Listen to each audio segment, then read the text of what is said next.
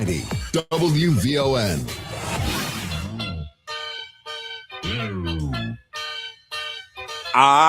Yeah. Come on. Come on. You know, there's no better way to get a segment started than with Parliament Funkadelic and Sir Nose, George Clinton in the house. My next guest is Deputy Director and Fellow at the Global Food and Water Security Program Center for Strategic and International Studies, and is here to talk about water insecurity in the United States of America. Dr. Zane Swanson, welcome to WVON and happy Friday to you. Thanks for having me. Happy Friday. You know what? It's when you say water insecurity in America, explain that to everybody, because you know we're a continent surrounded by water, right? And we have here in Chicago, we're the beneficiary of the Great Lakes, one of the Great Lakes here in the country, where we get fresh water. But we got problems around the country. What does that look like? Yeah, so water insecurity means a lot of different things to a lot of different people. I think a lot of the time we think about water insecurity the way you're talking about it, which is water resources, right? Lakes, rivers, streams, aquifers underground. But that's fundamentally different than the water insecurity that was measured in this study that we'll be talking about here, which is really more on the experiential side. Like, how does water insecurity manifest at the individual level or across households? And just because a country has water resources doesn't mean that those water resources are getting to its communities effectively, stably, or even safely. And so when you, of course, you need water to survive. And when you think about water, you think about drinking water. Mm-hmm. And yeah, and so is that where is that about drinking? Yeah? Do we have a crisis in that space? It's all of the above. It's not just drinking water. So these measures of water insecurity, called the WISE scales, WISE, stand for the Water Insecurity Experiences Scales, and they measure 12 things really specifically. They measure things like, do you have access to safe drinking water that you can rely on and believe in, but also water for cooking, water for washing your clothes and your body. And then psychosocial, sort of emotional sides of water insecurity. Do you worry about your water? Do you feel angry or shame about your water if it's not coming or if it is unsafe? See, in America, you know, of course, and I say this all the time. I'm like, we're spoiled rotten Americans. When we look at the rest of the world, Americans, we have everything we need, not everything we want necessarily, but we're excessive in everything that we do and have. I'm embarrassed by my refrigerator. And Chicago, this story is interesting because Chicagoans, and you correct me if I'm wrong, Chicagoans, we probably are spoiled when it comes to water because of Lake Michigan, right? Well, you do have Lake Michigan as a huge water resource, right? But Chicago also has real obstacles to providing safe access to drinking water and water writ large, which would be the amount of lead pipes that make up the water infrastructure in Chicago. And so that's a big factor. Sure. That really affects how people interact with their water and how they feel about the water that they can use. Yeah, you know, my joke is I grew up drinking lead water right out the pipes, man. We used to run into and man, let me tell you, there are a lot of people my age that are full of lead. You know, it's a joke, but it's probably true. But I will say this: the city has done a decent job of trying to replace, which is a massive undertaking, to try to replace some of these lead pipes and have programs where homeowners, building owners can call in and access the kind of lead pipe replacement that you would expect. But when I think of water insecurity in America, of course, we think of, you know, some of the stories that came out of, I believe, was it Flint, Michigan, and other areas I know in the South, sure, that have contaminated water, and you know, based on decisions that were made by politicians in these areas, and some of these stories are just hard to understand. Yeah, I think it's as much about the decisions that are being made by policymakers as it is about the decisions that aren't being made. So Flint, Michigan is a great example of where essentially environmental racism led to systemic disinvestment in water infrastructure, particularly for historically minoritized communities. But there is aging infrastructure all over this country when it comes to water. I sit talking to you right now from Washington, D.C., where just a couple months ago, one of the largest, if not the largest sewage spill occurred into the Potomac River, dumping maybe 300 million gallons of raw sewage into that historic and critically important waterway. That's because of decisions that aren't and are being made about our water infrastructure in this country. I hope it went to the White House. You know, it went everywhere but. Yeah, I'm sure. I'm sure the decisions coming out of this White House are equivalent to raw sewage.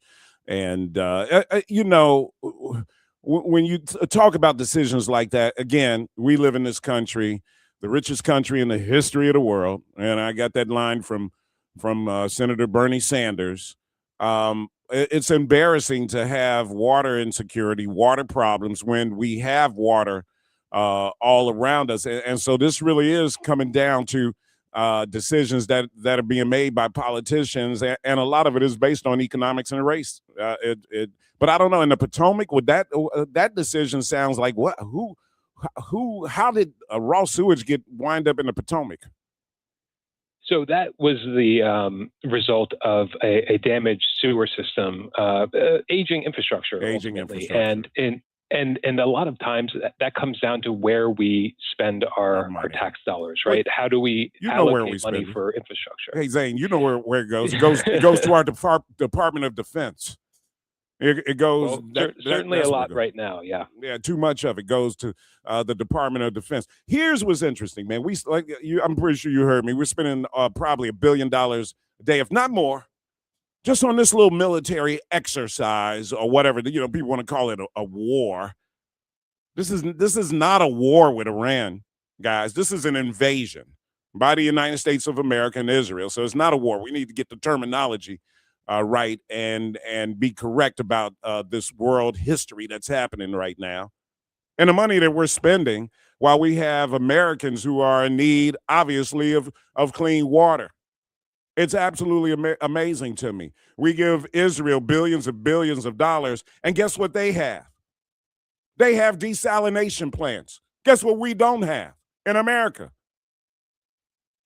Texas. Zane, I heard a story where Texas is experiencing some water issues, and I was trying to figure out in Texas what's going on. But the flooding and everything you're talking about, infrastructure. Hold on, let's take a break here. I'm talking to Zane Swanson. What can be done about this? We'll ask Dr. Zane Swanson that when we return on the Matt McGill Show. Breezy and 38 degrees. I'm in Flournoy, and here's what's happening. The third No Kings protest against the Trump administration kicks off this weekend. Millions are expected to flood the streets in cities such as New York, here in Chicago, Los Angeles, and D.C. It's the first No Kings protest to be held since the fatal shooting of 2 Americans by federal agents in Minneapolis, as well as since the start of the war in Iran. Well, we're learning more about the so-called teen takeover in downtown Chicago Wednesday night. Perry Williams has more on the number of young people arrested and the one put on a stretcher. Hundreds of youngsters filled the loop Wednesday night. 8 teens were arrested and one was taken away in a stretcher. Alderman Brian Hopkins says he was there when police imposed the current 10 p.m. curfew. Once the teens saw the police moving in and once they realized curfew was going to be enforced, they decided on their own to end the teen trend at that point. Curfew works. There's no question about it. There were also 24 curfew violations issued. I'm Perry Williams. This is the first time this year Chicago police have had to deal with a mass gathering of teens downtown. There are renewed calls for the city council to pass a revised curfew ordinance that would allow police to impose them earlier than 10 p.m. if need be. Mayor Johnson vetoed a previous version last summer and is on the record saying that the current curfew works. Western Suburban Medical Center in Oak Lawn in Oak Park and Weiss Memorial in Uptown are now transporting patients as they shut down services because of problems with their billing system. According to reports, the hospitals had not been charging patients properly and have to shut down temporarily to fix the problem. Patients are now being moved today, and workers are put on furlough. And Vaughn TV kicks off its new season tonight with the opening feature, Say Her Name, The Life and Death of Sandra Bland. Tracy Scruggs, Vaughn's executive director, says this film goes beyond the headlines and asks questions that have not yet been answered. That's one of the reasons why we decided, this is going to be a perfect film for us to start the series, remembering, who we are, our culture, and folks who were fighting and standing up for us. A lot of people may not know that, Sandy had a blog. I mean, she was conscious and fighting for the rights of, Black Lives Matter before, the headlines. Nearly 11 years ago, the 28-year-old was pulled over on the outskirts of Houston for failing to signal a lane change, then 3 days later was found dead in a jail cell. Say Her Name, The Life and Death of Sandra Bland kicks off at 7 tonight on Vaughn TV. That's a look at our news now on 1690 WVON. Traffic and weather up next. WVO News Time, 12:33. County Care is rated the highest quality Medicaid plan in Illinois. We want our members to know that County Care is built around you. County Care earned 5 stars in women and children's health. We expanded urgent care and telehealth and improved vision benefits. County Care also provides rides to doctor's appointments. Learn more at countycare.com/quality. That's countycare.com/quality. County Care is open to all Cook County residents of Road and Health Choice, Illinois. Have you checked out WVON's digital streaming network, Vaughn TV? It's everywhere on Roku, Apple TV Plus, Amazon Fire, on the WVON app, and at VON.TV. Vaughn TV, it's cultural content on purpose. This is your host and life coach, Linnell Harris, and I want you to join me every Sunday morning from 7 a.m. to 9 a.m. for Inspirational Perspective. On Inspirational Perspective, we talk life vision, life purpose, and the show is all about helping you live the best life possible. So join me as we look at supporting you in living the life you intend to live and making your life's vision a reality. Every Sunday morning at 7 a.m. on the Talk of Chicago, 1690 a.m. WVON. Now back to Matt McGill on the Talk of Chicago, 1690 WVON.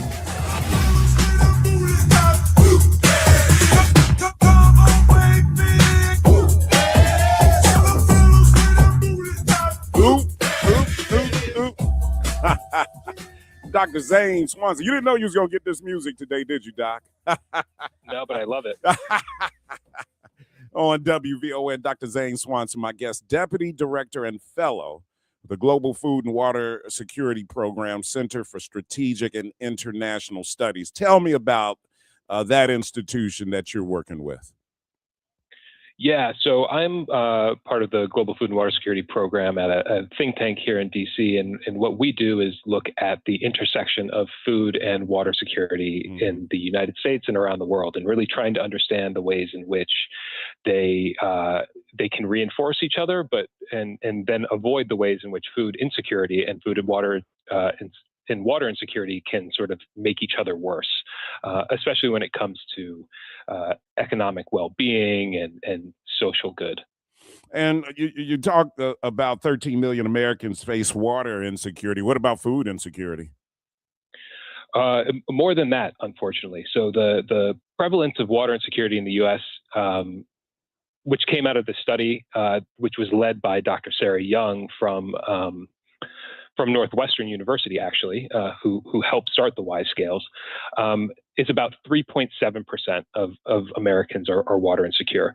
In the last report of the household food insecurity report that came out of USDA, it was about 13.5% that were found to be food insecure. And what we also know is that food and water insecurity are related to each other. If you are one or the other, you're more likely to be both. And you know, we talked about the reasons, right? More than likely aging infrastructure, which Chicago is, as you mentioned, with lead pipes and stuff, is probably a prime example of it, right? Chicago's an older city, but this, around the country, we're talking about old infrastructure. And we've talked about infrastructure funding in Congress, and when it pertains to like bridges and stuff like that, and we don't hear people talking about water pipes and stuff like that. We can look around and see our tax dollars being invested in all kind of stuff, right? Buildings going up, new buildings going up, or of course, like I said, our Defense Department. Hey, man, we've got the latest in technology when it comes to fighter jets and missiles, and even investing in artificial intelligence, I'm sure, and technology and all of that. We're putting money down. Our taxpayers' money is going out, and we give billions of dollars to Israel. I don't mean to harp on Israel, but I've just been on that lately, Doc. I'm sorry.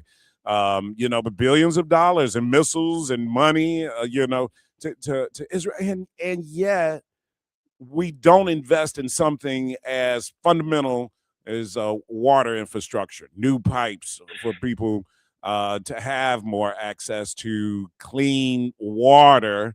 And you talked about not only the physical reality of that, the psychological reality as well. Exactly. And unfortunately, I think that the experience of water insecurity is often an invisible problem. It's a hard one to measure, right? We think of water insecurity by counting taps or counting that infrastructure or counting water resources, right? We wouldn't necessarily think, for example, that Chicago is water insecure because Lake Michigan is right there. Mm-hmm. But the experience of it is invisible unless we have the tools to measure it. And we fortunately now do have those tools with the WISE scales that can measure it across all these different dimensions. But we also need to invest in data infrastructure. We need to invest in research that looks at disaggregating, collecting enough data so you can disaggregate by age, by gender, by race and ethnicity, by socioeconomic status. So you really understand who it is that is water insecure, and then ultimately be able to craft solutions that get water to those people. This is America, so we talk about race always being a factor in America, but economics as well, right? I always say, look, racism is, we know it, being Black living in America, we know that race is always a factor, but right up there, neck and neck with race, almost is socio-economic and classism and poor neighborhoods. And I tell people all the time, I'm sure when we talked about Flint and we talked about Jackson, we're talking about, cities that we associate with Black people,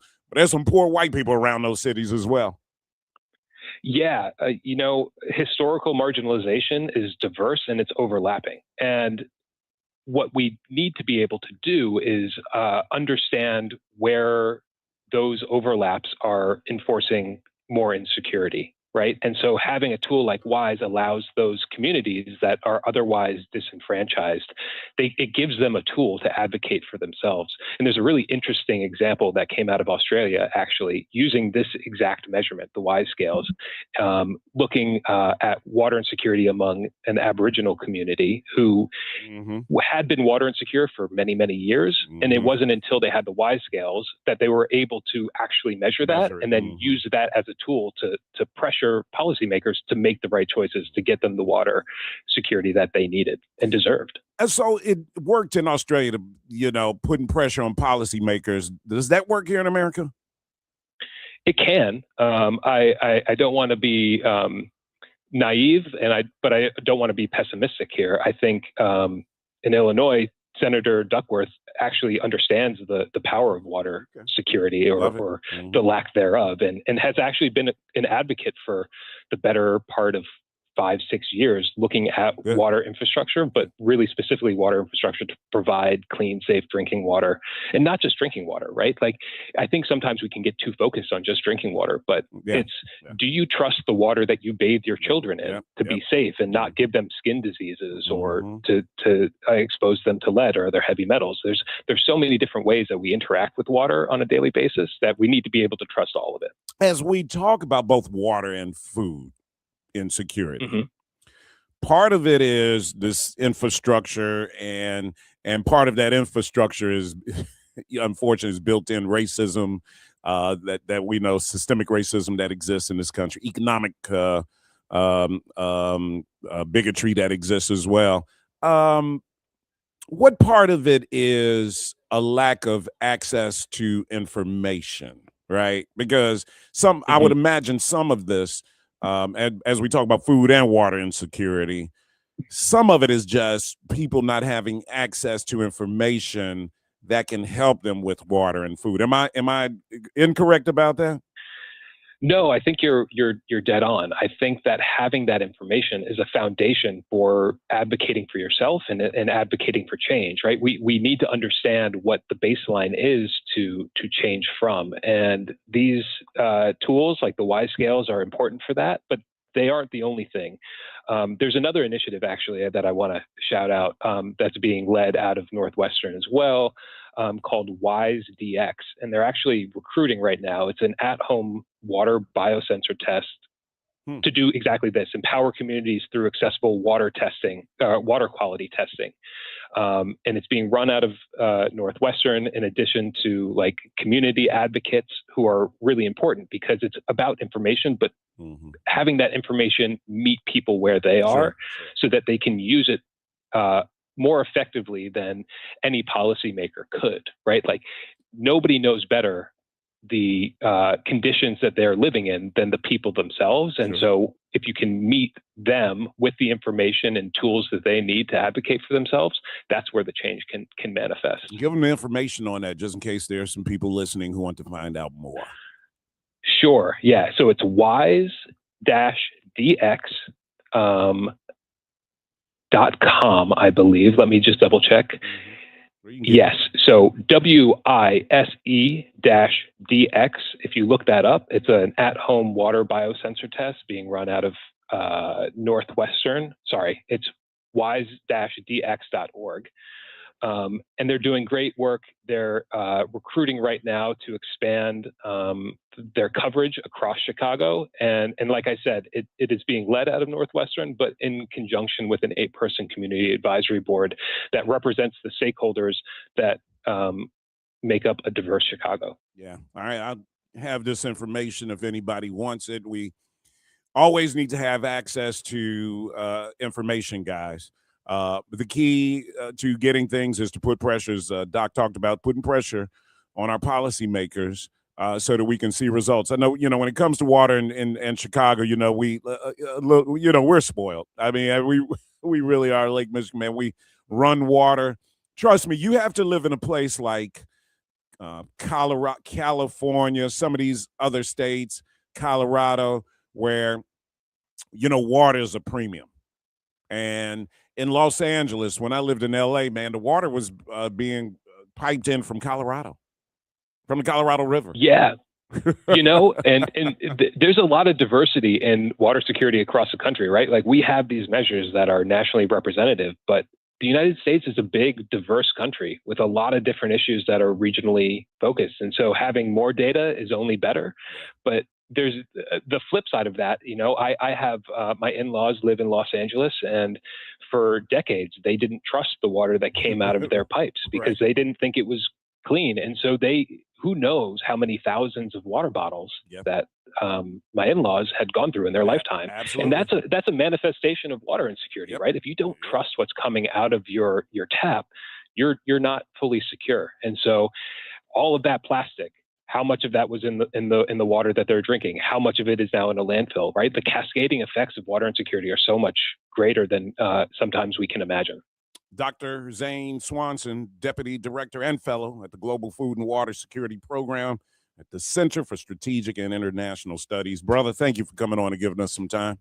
Appreciate it. Thanks for having me. Thanks for platforming water security. Yes, sir. Let's continue. And food insecurity. We need to have that conversation. And food, of course. Thank you. Yes, sir. All right. It is 12:47, guys. You know what? It's hard for us in Chicago to wrap our brains around water insecurity because we've got Lake Michigan here, one of the precious Great Lakes in the country, right? And I'll ask a simple question. How many of you turn off your water when you brush your teeth? Almost none of us do. Growing up in Chicago, you turn on the water, put your toothbrush Toothpaste on your toothbrush, water's running. You put your toothbrush under the water, get it wet, start brushing your teeth, water's running. See, they don't do that in other areas. People in LA and some of these other areas where water is a premium, they turn the water off. They preserve water. And it's interesting because we got Lake Michigan. We used to get free water. We didn't even have water bills at one time here in the Chicagoland area because Lake Michigan. Remember our park districts? We used to just have water just running out of the water fountains, right? That's the beauty and the luxury of having Lake Michigan, but we're spoiled by that, guys. All right, phone lines are open at 591-1690. It's Friday, a lot to talk about. Where's your money going? Where's your tax money going? Are we putting pressure, just like we talked about with Dr. Swanson there? Are we putting pressure on our public elected officials to get things done? He just explained how in Australia he said, you have a study, you get the results of a study, you show a deficiency, people come together, they put pressure on policymakers to make changes. Are we doing that? Are we doing that intelligently right here in Chicago? You tell me. 591-1690. It's the Matt McGill Show. More from Matt McGill coming up on the Talk of Chicago, 1690 WVON. It's Gospel with Pam Morris Walton, your gospel sister, on WVON Sundays, 11 to 2 p.m. Music to help you on your journey. I'll see you there. WVON. Coverage varies by plan. View contracts and exclusions at endurancewarranty.com. If you have a 2004 or newer vehicle that's out of warranty or about to be, Endurance is urgently notifying U.S. drivers about their low-cost vehicle coverage plan designed to save drivers thousands on rising vehicle repair costs. Those who qualify can pick their plan, coverage, and repair shop. Roadside service, towing, and rental cars included. All covered repairs get paid directly to the repair shop for you. Call now for your free quote. Call 800-295-6576. 800-295-6576.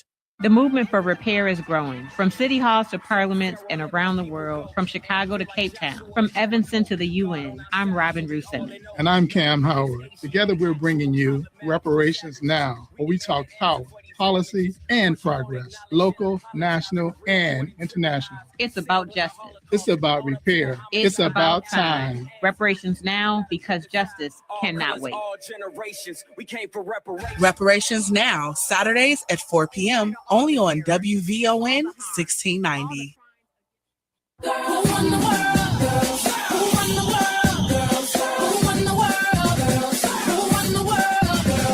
Happy Women's History Month from the station that celebrates Black girl magic, WVON.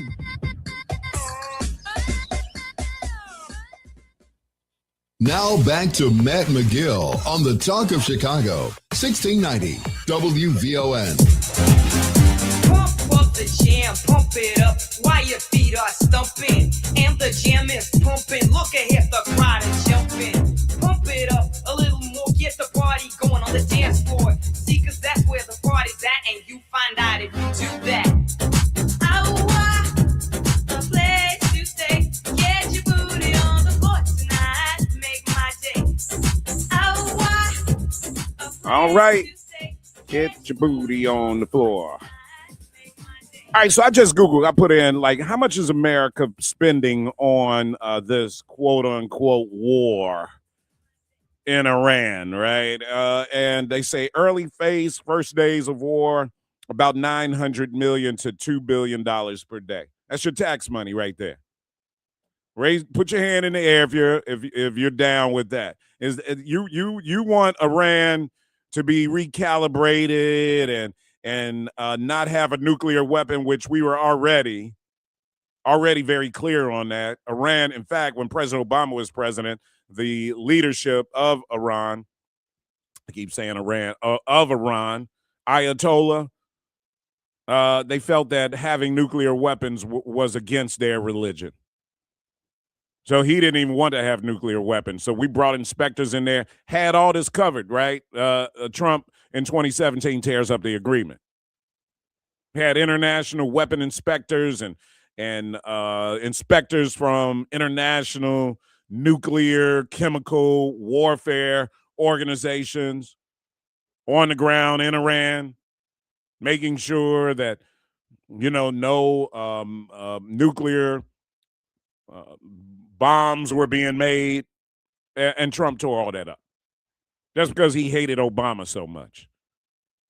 He didn't want Donald Trump. Here's what happened, guys. You know what? Some of you black people probably don't even know this. Donald Trump spent his 4 years from 2016 to 2020 trying to undo as many things that he could that Barack Obama did. He was just totally jealous of the man and wanted to try to undo everything that Barack Obama did. That was his first 4 years. Yep. And you people reelected this man president. You gave him a second term. And now here we are spending $2 billion a day on a war with a country that we already had an agreement with not to develop nuclear weapons. Yeah, oh yeah. The people that we live in this country with, that around, and I'm not talking about in Chicago necessarily, but damn near. Because this bull crap that's going on with Israel should be intolerable to people in this country. Michael Sachs, hold on, man. I just saw something where Michael Sachs, and I know it's stupid for me to keep insulting Michael Sachs, the richest man in the Chicagoland area, because he could probably have me squashed, stomped on, or killed. I don't know. That's what rich people do. But you know what? F him. F him. Michael Sachs did an op-ed in the Tribune and talked about why he is back with AIPAC. To hell with AIPAC. And I'm embarrassed for people in the state of Illinois that allowed AIPAC to influence their voting decisions on March 17th. Hopefully we do a better job in November. And after that, and I'm going to be honest, I was so torn about this because the two black candidates that AIPAC backed are qualified, and I like them. But at some point, we're going to have a conversation with them on WVON about whether or not they're ready to take a vote against Israel, because it needs to happen. It needs to happen, and it needs to happen from black members of Congress. Black people in America need to know that their representatives aren't bought by Israel. It's a damn shame. That's what I'm on today. What are you on? I woke up drinking some green tea. And the caffeine is giving me, I'm drinking a cup of I'm pissed off right now. What are you drinking? 591-1690. Let's go to phone lines. Aki or Kai, welcome to WVON. What's on your mind? Hey, man, you're doing a great, magnificent, and wonderful job, okay? You started off the show great, driving through traffic, getting upset, and you brought that energy to the microphone. That's great. Look, as usual, we have problems with the team takeover, right? This is the situation. Yeah. And the whole thing of it centers around parents being parents. All these kids down there, we didn't do that when we was growing up because we knew our place. I knew if I went downtown and act up and got arrested, the police called my mom and my father, it would have been a problem. Yeah. Well, you're scared of your parents. Parenting. You're afraid of your parents. Yeah, ain't no question about that. And see, we can't get away from that. See, we can't let the government can't look. The mayor is not responsible for fixing our parenting problem. His job is to govern the city. My parents, your parents, everybody, they were responsible. We had to get back to that system worked. So we can go build all these after school, which we do. We got after school programs now. They don't want to go to them. We got park district programs. I'm telling you, they don't want to go because the parents, and I'm going to get off the line. The parents aren't making them go. Right. We didn't have choices when we were, when we were growing up. This is what's interesting, right? when we were growing up, we grew up under a dictatorship. You did what your parents told you to do. You had no option. Wasn't no Matt, damn democracy. Parenting wasn't a democracy. but Matt, that was called love. My mother and father loved me when they told me this is what you have to do. That was love. And so that is what helped me become an adult. As an adult, when the police pull me over, I know how to handle the situation.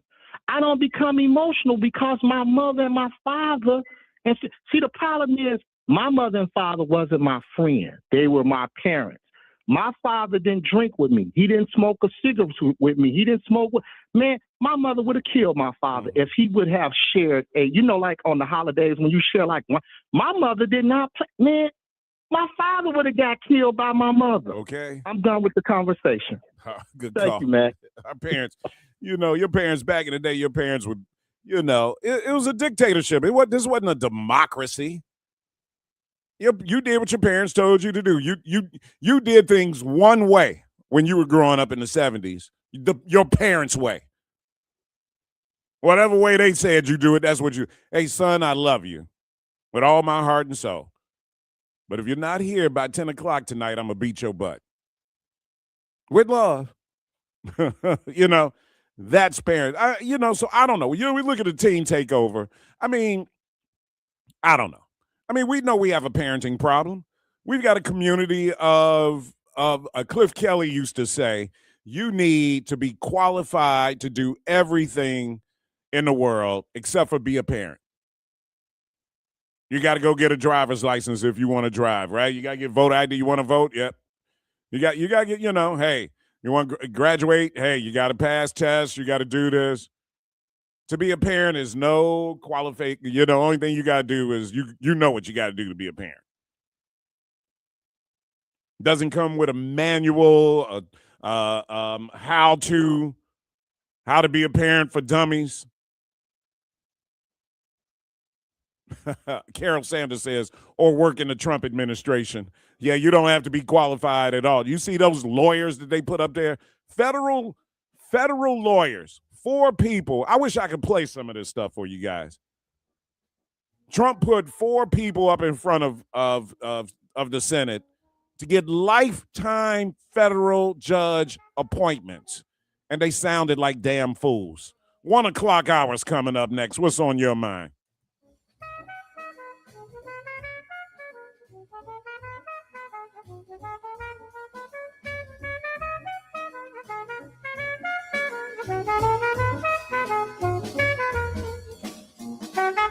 Happy Friday afternoon, Chicago. I'm Logan Page, and here are your news headlines. Vaughn TV launches new season with empowering content. Man charged with killing Loyola student due in court today. 8 charged after downtown Chicago teen takeover, and Senate approves DHS funding package excluding ICE and CBP. National news from the Black Information Network is up next on Chicago's only urban talk radio station, WVON 1690, Berwyn, Chicago.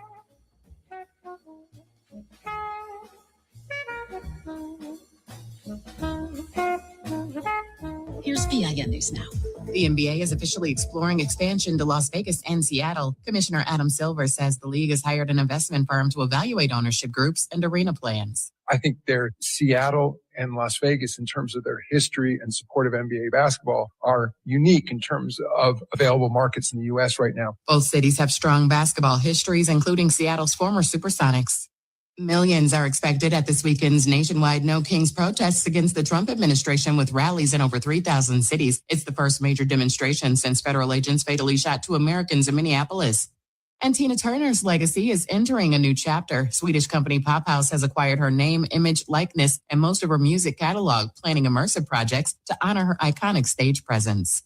Get BIN News Now on demand 24/7 on the iHeartRadio app. Now back to Terry McCready. Senate Democrats voting yesterday to block a House-passed bill to reopen the Department of Homeland Security. Now President Trump is declaring a national emergency, issuing an executive order to pay TSA workers.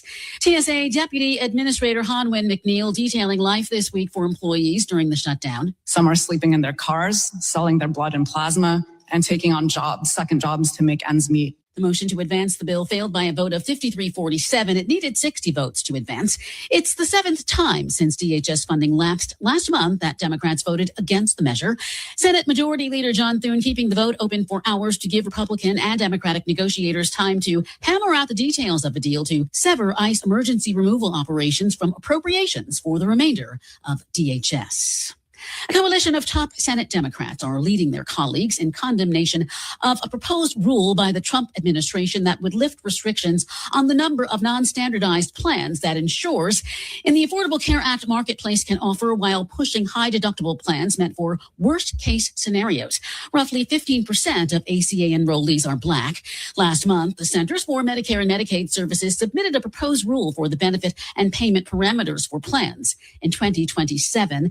This proposal calls for ending requirements that ACA health plan insurers offer standardized plan options. In its proposal, CMS said the rule change would reduce issuer and HHS burden and regulatory complexity and enhance flexibility for issuers to innovate in plan design. States could also replace their state-based exchanges with what the administration calls state exchange enhanced direct enrollment.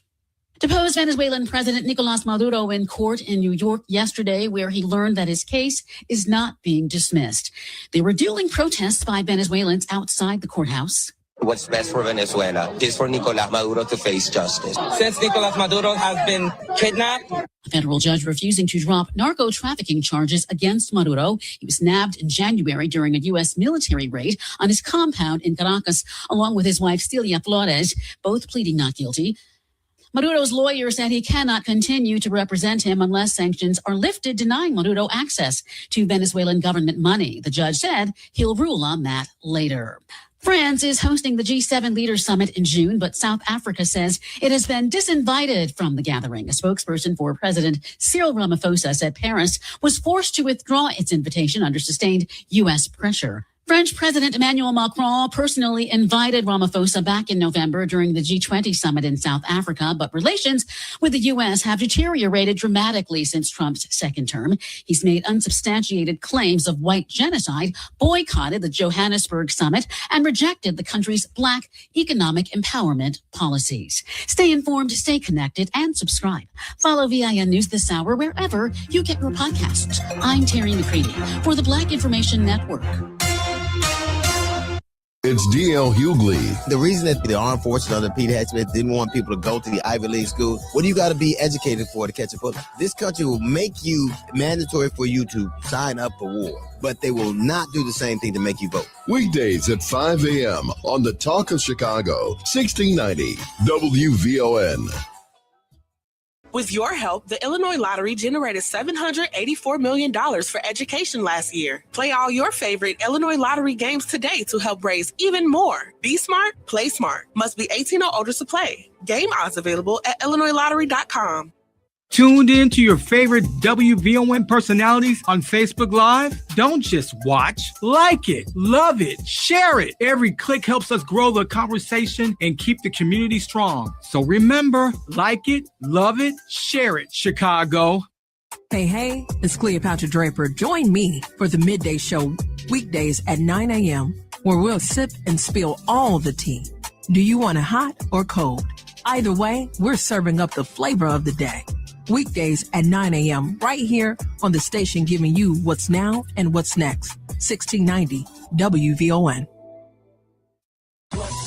Hey everybody, this is Kendall Moore, The Kendall Moore Show, getting you from your work week to your weekend each and every Friday night from 6 until 9 p.m. I get you from your work week to your weekend. Church, Tabernacle. Kendall Moore, radio for the next generation on the Talk of Chicago, 1690 AM WVON.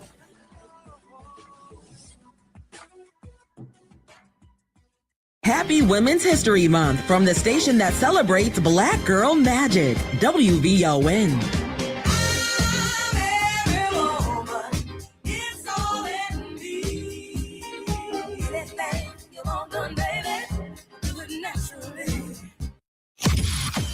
Live from the Xfinity Studios, it's the station that America listens to, WVON, Berlin, Chicago. It's Matt McGill on Chicago's essential storyteller, WVON.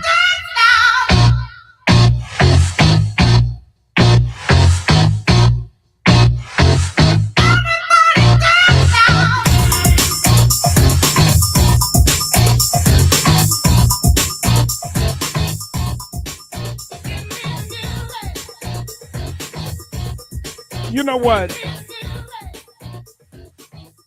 This is kind of foolish of me to take on attacking Michael Sachs, right? The richest guy in the state, right? But he's not paying attention to me. If he is, he'll probably, I don't know, try to step on my neck or something like that. He did an op-ed in the Tribune, though, why I support AIPAC and a big tent Democratic Party.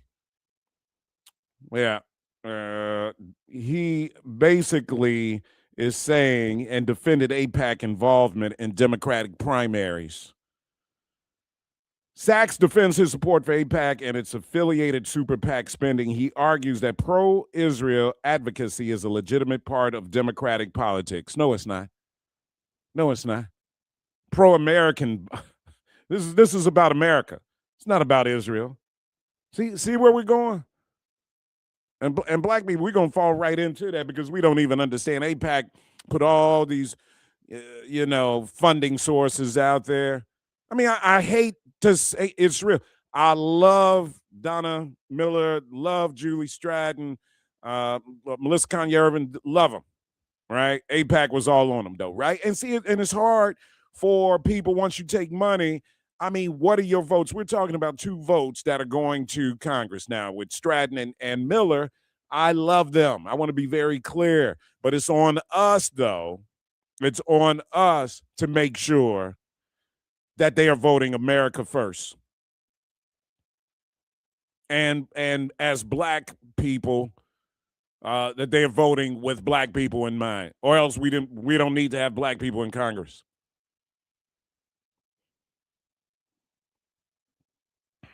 He pushes back against ideological purity tests, especially around Israel policy. Well, that's what Israel does. Israel does, a purity test. If you're not supporting us, then you're anti-Semitic. To hell with this, man. Here's what I'm talking about. You billionaires in politics. Michael Sachs, J.B. Pritzker, the governor as well, man. I hate to say it, but this is bull crap. This is why America is what it is right now. This is why we're talking about water insecurity. And why cities like Flint, Michigan, and Jackson, Mississippi, where black people live, have water and food insecurity. This is bull crap, man. AIPAC needs to not be. They need to register as a lobby. And billions of dollars that we're spending right now, $900 million to $2 billion a day to fight Iran. It's bull crap. And y'all let me know, because all I have is this microphone. You guys listen, we have got to be united and show some power. Eddie, welcome to WVON. What's on your mind? Brother Matt, how you feel? I'm feel great. Where's my good, brother? Green tea. Right on. That's the way to do it. Put some Everclear in there, you be in the mix. I'm going to say this, man, and keep it 100, non-emotional, but factual and straight up. Since 1953, the United States has been in conflict on and off with Iran. Sure. In the 1980s, from my memory, now it could have happened before, and since then, Iran has steadily been declaring death to the United States. Right. Now, before I go any further, I will concede that the United States, whatever conflict exists between Iran and the United States is more than likely the author of that conflict. No question. Meaning we started it, right? Yeah, ain't no doubt about it. And every president that's presided in the White House, including Obama, has played a role in that conflict, either by not intervening or what have you. Just going along. Right. Just going along to get along, doing the bidding of the empire. Now, with all that being the given, and knowing the patience, but yet the not ever forgetting what has happened to their people, which Middle Easters seem to display more than anybody. Their clock is different than ours. I mean, if they get you 1,000 years later, they still got you. Right.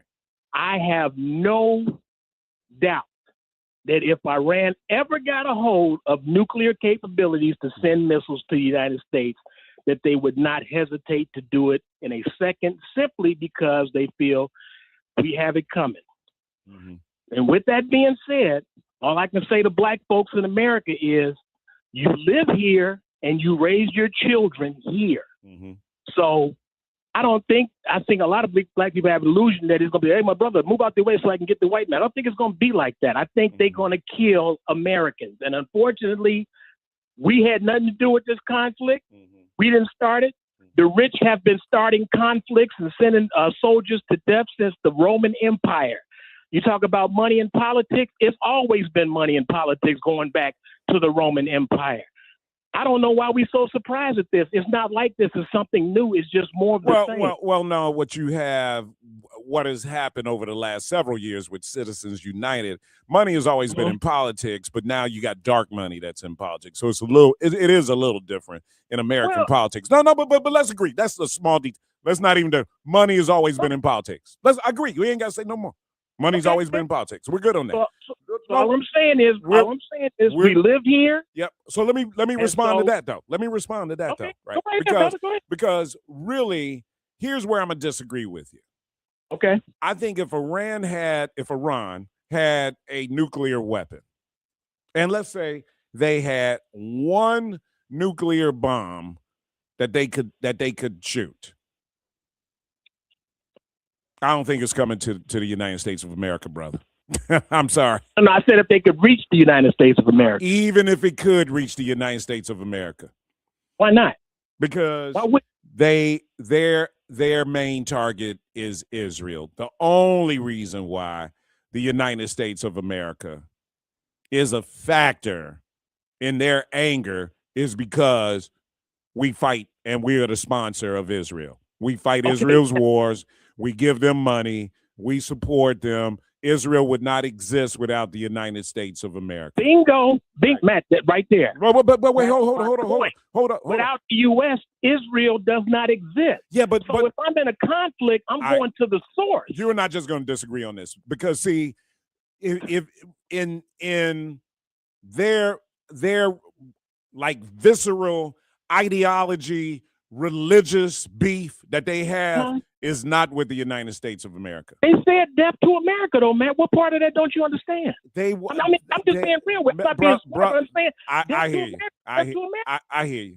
There are a lot of death to America because of 1953, which you're absolutely right. But their death to Israel is about something a little more internal and spiritual, and that land and that area that delves into their religion. Death to America just because we're up here backing Israel. But hold on, even beyond that though, as a matter of strategy, right? Yeah. Iran would not want to get into an entanglement with the United States of America because they know it's a war that they cannot win. With Israel, hold on, brother. Let me just finish the sentence, man. I didn't say a word. They know they can take out Israel. They know they can beat Israel. They don't want to mess with the United States of America. They know we can wipe Iran off the face of earth, of the map. They know that. They're not confused about that. That's why they're trying to negotiate right now. They don't want any more of what we're doing to them. They're trying to figure out a way to get out of this. The United States is trying to figure out a way to get out of this. They're both trying to figure out a way to get out of this and save face, right? Iran and the United States right now, they're trying. Trump is like saying he's talking bad, but really he doesn't. He understands what's happening in the Strait of Hormuz, that, this is an economic disaster for him. Trump doesn't want to put boots on the ground in Iran. Hold on. I promised you I'll let you get back in. Eddie, you've been calling the show forever, man. I've shortened you, dog. Just let me, here. They do not want to box with the United States of America. Nobody wants to box with us.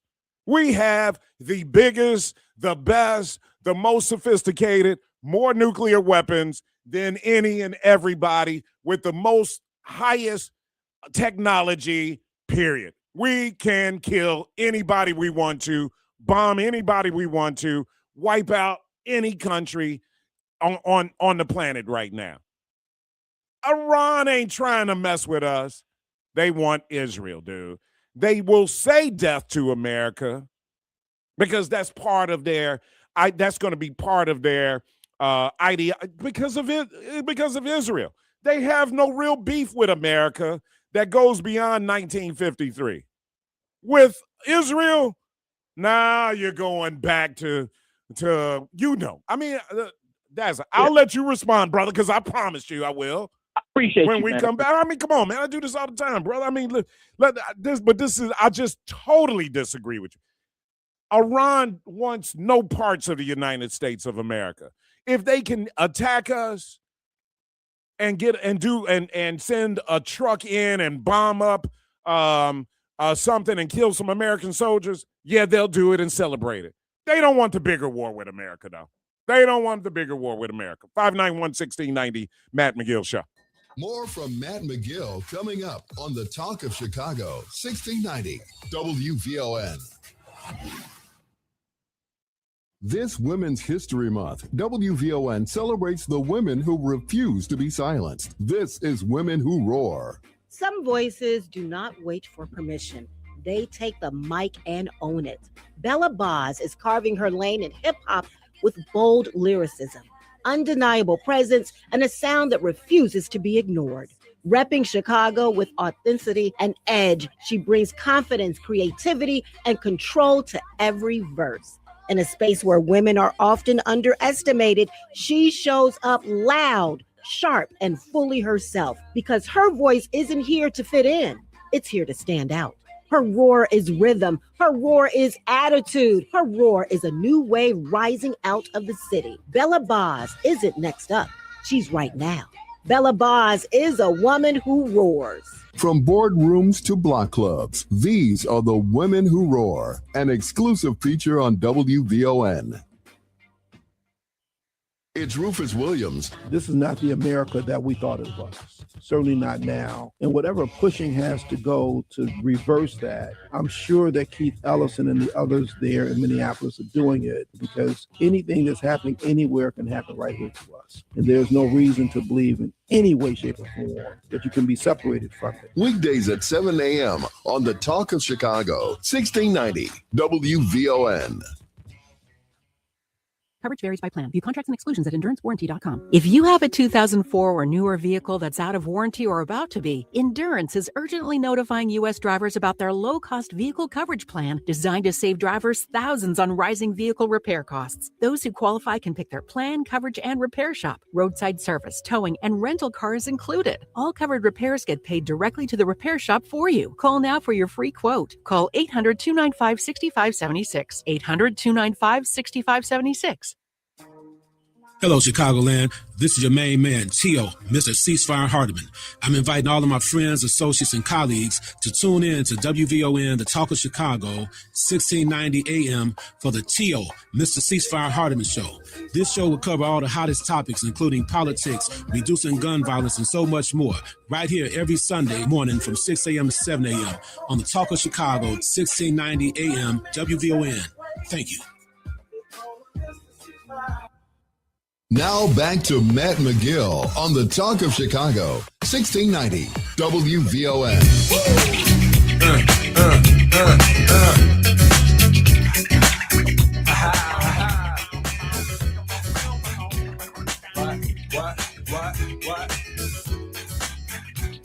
All right, it's 121 on the Talk of Chicago.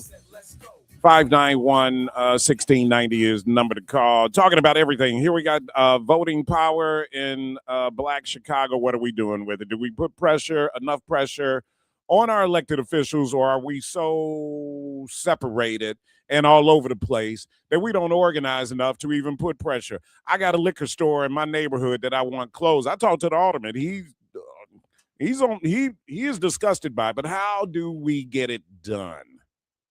How do we get it done? Right? That's how, and do we have to see? Are we bold enough to go out and protest in front of the liquor store and shut them down? And now we're dealing with the people in the hood that like going in there See, Father Flake was never afraid to do that, though. I will give Father Flake props on that. He would shut down these head shops and all that. 591-1690, a number to call. All right, let me bring Eddie back on. Eddie, here's the thing. In my opinion, Iran gives no F's about the United States of America. It's about Israel. It's about regional. It's regional for them. It is about the land, that area, ideology. We can talk about Sharia law, all that stuff, The United States of America, they signed it. They were down with the JCPOA. They were down with the nuclear agreement that Obama negotiated with them. They were even, some of the young people in the country were like pro-Obama. And as much as they are anti-American, they were actually cool with that because they viewed Obama as a different kind of an American. They will never be down with Israel, brother. They would never be down. If the United States of America wasn't on that JCPOA, they would not have signed a deal with Israel. Israel it's territorial for them. It's not about the United States of America at all. Why would you, Eddie, pick a fight with somebody that can beat your butt? Can I respond? I brought you back on for that, bro. Yeah, go ahead. I'm saying, that's what I'm saying. Let me answer. I appreciate it. But do it for me in 1 minute, though. Go ahead.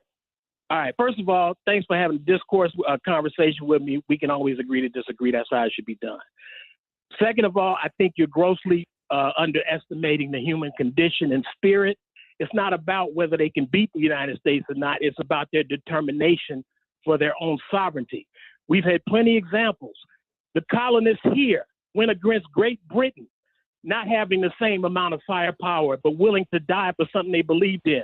The Haitians beat the French, who had the biggest navy at the time. They defeated them in Haiti because of their determination to no longer be oppressed.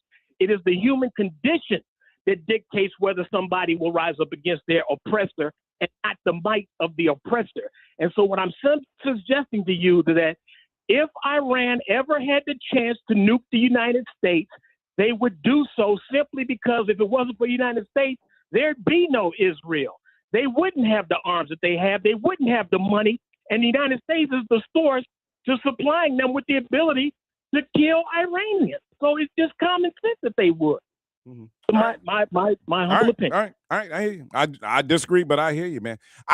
Because see, Israel does not pose a long-term problem for Iran, right? The United States could just slap them around. I mean, the United States can. We're already just showing we could fight a war from the sky and just basically hurt them. And then they can do, the Strait of Hormuz. But at some point, they're hurting their own interests by not letting oil out of that area. The United States, Iran doesn't want to be at war with the United States of America. That's just and maybe I'm wrong. If they had a nuclear weapon that could reach the United States of America, they wouldn't because they know we've got the technology to detect that they have a nuclear weapon that could reach the United States, and we would bomb them before they would even get a chance to get it off the ground. So the logic behind that is just tremendously flawed. And that's why I think the JCPOA was what it was. All right, let's try to get some more phone calls in here. Let's go to Kevin. Welcome to WVON. What's on your mind? Hey, happy Friday, man. Thank you, brother. Happy Friday to the VON family. Hey, man, I love that back and forth with you and brother Eddie, man. That was a really needed conversation. But hey, going back to what the gentleman talked about, the teen takeovers. Listen, my big cousin, he grew up in Champaign, and he used to tell me all his stories about how he used to come to Chicago for Easter or weekends, and he said something about a Woods movie theater downtown. But he bought a fresh pair of Jordans, and it was like Jordan 4s, and they beat him down. This was like in the 80s, man. I think it's like the 80s. They beat him down and stripped him. Like he said, it was like 20 or 30 teams. So those teen takeovers have been happening for quite some time now. Absolutely. It's nothing new. And another point, I keep hearing black folks say, "Oh, we voted for this," but black folks overwhelmingly voted for Vice President Harris last time I checked. But we keep pointing the finger at each other. But it seems a little sick that we do that to each other all the time, because the people that are in the crosshairs of ICE are the ones that overwhelmingly voted for Donald Trump. And you know, King Salim always says, you know, he always called the president the custodian of empire. And, you know, the empire. He always used to say that back in the day. Yeah, and I never understood what he meant until now. And especially, I'm glad that you kind of opened your eyes a little bit to kind of see who's pulling the strings. But all I can advise is, brother, just kind of, you know, be careful, because you can go down that rabbit hole, and trust me, it's real nasty when you get down that rabbit hole. Oh, it's there, but, you know, you just be careful. Well, what you talking about by talking about Israel? A certain group. Oh man, you know, some of these people have been historically kicked out of over 100 countries, man. You know, for a reason. Yeah. I mean, it's terrible. Some of the nefarious things that they do. I saw something I saw something today where they were talking about the Marine barracks that got bombed in Beirut, I think it was, in the 80s. And I remember this because one of my friends that I grew up with, man, was a Marine at the time, and it killed like 200 Marines, right? And Kenny just happened to be on a shift. What happened was they had Marines over there in Beirut, Lebanon, over in that area, right? And they would go back and forth from staying in the barracks on land. So you'd have one group of Marines staying in the barracks, and the other group of Marines would be staying on the aircraft carrier. And in 30 days, they would switch up. So the group that was on the aircraft carrier would go and stay in the barracks. Kenny, who was a Marine from 48th and Calumet, Kenny just happened to be in the group that was staying on the aircraft carrier, right? When the Marine barracks got blown up and killed 200 and something Marines. I just saw something today where this former agent with the Mossad, which is Israel's CIA, basically their intelligence agency, he basically told a story about how they were aware of the truck that had drove over to the barracks and triggered the explosion that killed the Marines, and they did not share the information with America, because they were upset with Americans, with the CIA and the intelligence that the CIA was getting, and some of it was coming back unfavorable to Israel. It was showing that Israel was on some BS, man. So the history of that country and their unethical behavior on a global scale, in particular to the United States of America, is well documented, my brother. Brother Matt, I'll be 39 years old, God willing, this August. And in my lifetime, every conflict, I mean, from first Bush going over to Iraq, and most everything that's happened over in the Middle East can be traced to Israel. One. It's crazy, man. But man, y'all have a good Friday, man. I'm glad you're coming around. Just be careful, brother. These people are kind of dangerous, man. I know they are. Extremely dangerous. I know they are. And you better ask Charles K about them. Okay. Okay. Good call, brother. Yeah, Michael Sachs is the richest man in the country, man. I don't know why I'm picking a fight with him. That's like Iran picking a fight with America, right? This guy can squash me. 591-1690. Logan has news coming up next.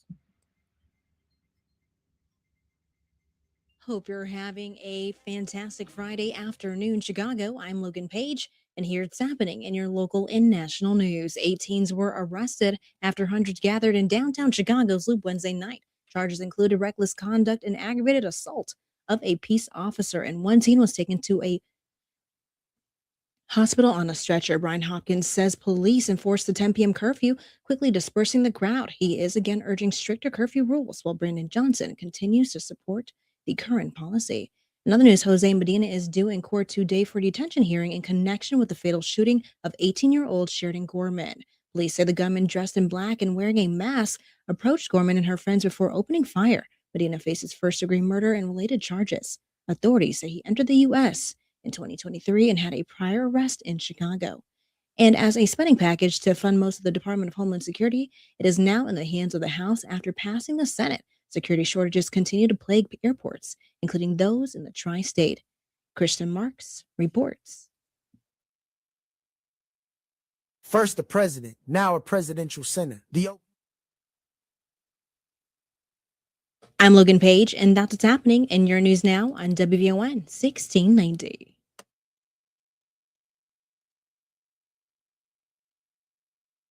What if you could have the most reliable Wi-Fi? And get this, what if you could keep it at the same price for 5 years? That's the Xfinity 5-year price guarantee. Just 5 years of fiber-powered Wi-Fi that boosts speeds to the devices that need them most. That finds and fixes problems before you even notice them. Like super intelligent Wi-Fi with a sixth sense. And that keeps you gaming in the fast lane, even when the whole family's banking on bandwidth. And here's the best part. No annual contracts, no hidden fees, and our best equipment included. Plus, get online in minutes with same-day Wi-Fi. Hey, let's face it, a lot can change in 5 years. Kids grow taller, dreams grow bigger, but your Wi-Fi, it would stay reliable and the price would stay put. The Xfinity 5-year price guarantee. Lock in your price and unlock the possibilities. Xfinity, imagine that. Select plans only. Restrictions apply. Powered by fiber. Connected to the premises by coaxial cable. Actual speeds vary. First the president, now a presidential center. The OPC opens Juneteenth weekend in Chicago. Where will you be? We're WVON.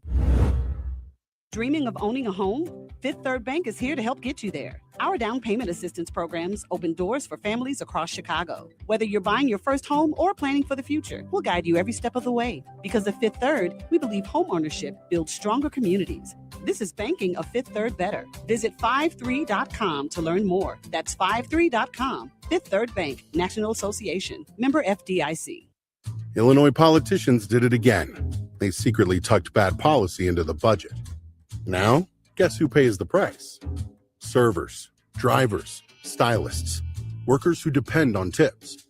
Unless Springfield fixes this mistake, your credit and debit cards may not work to pay sales tax or tips starting July 1st. Tell Springfield, stop the credit card chaos law. Learn more at guardyourcard.com/Illinois. Paid for by the Electronic Payments Coalition. Hi, I'm Tavis Smiley, inviting you to join me weekdays from 6 p.m. to 9 p.m. right here on WVON. I am bringing you a national perspective on all the happenings in the Black community and, of course, politics. It's talk radio for us, by us, and this is where America listens. It's Tavis Smiley, weekdays from 6 to 9 p.m. on the Talk of Chicago, 1690 WVON.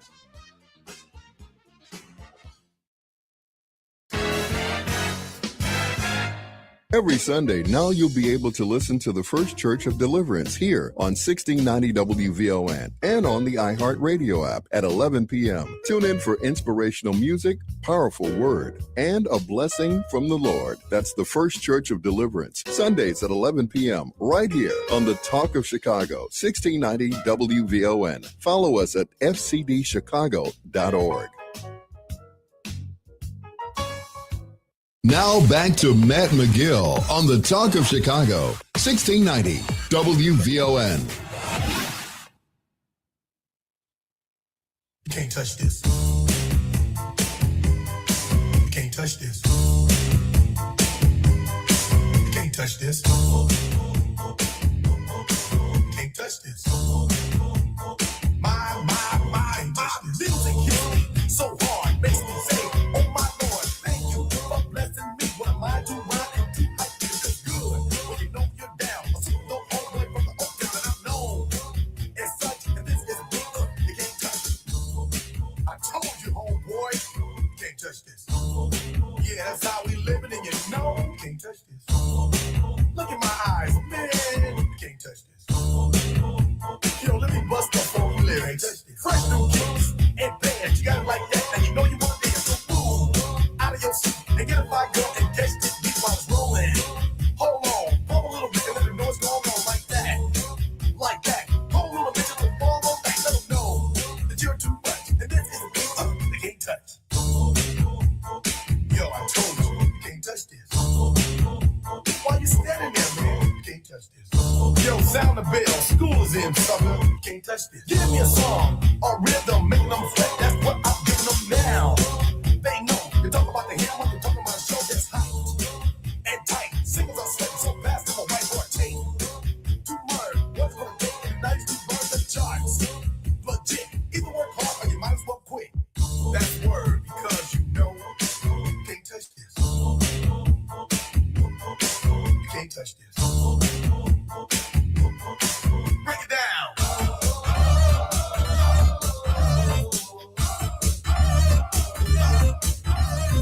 So let's see. Brother Salim said something here. Death to America is a useful euphemism signifying opposition to Western imperialism, which for Iran is embodied by the U.S. and Israel. Iran has been beleaguered and sabotaged by both entities since the overthrow of the Shah. No doubt about it, right? And the installation of the Shah, right? Which is when we go back to 1953, what we're talking about. 591-1690 is the number to call. Guys, coming up tonight, the premiere of Say Her Name.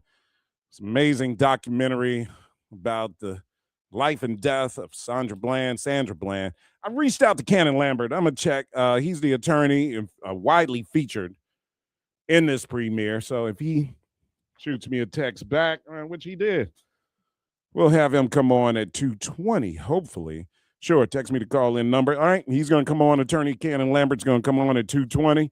We'll get him in on the phone, and we'll talk about this amazing documentary and the work that he and the family did in trying to get justice for our sister Sandra Bland. It's part of our Friday night of premieres only on Vaughn TV. Watch on Roku, Amazon Fire, Apple TV Plus, WVON app, or at VON.TV.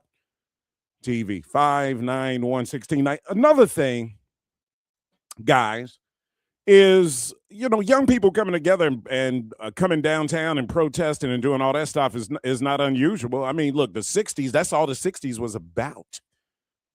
Was people protesting, black kids, white kids, all of them coming together and protesting, right? So the teen takeover, young people taking over public space or trying to have an impact on their future, which is really what the protests of the 60s were about. See, that, it is a little different, man. When you think about the teen takeovers that are happening now, there's no message behind it. It's just these kids need a place to go. Where are they going to go? They have no safe spaces. All right, that's fine. Go to the park. Why not just take over Jackson Park or even Grant Park? See, it's when you get into these residential areas downtown where people have a problem, and that's something that we have to be aware of. 591-1690 is the number to call. Got a lot of stuff talking about us as black people living in America. Are we utilizing our ability to put pressure on our public elected officials to make changes, to get things done? We're spending billions of dollars a day fighting Iran. Yeah, I'm pissed off about it, and you should be too.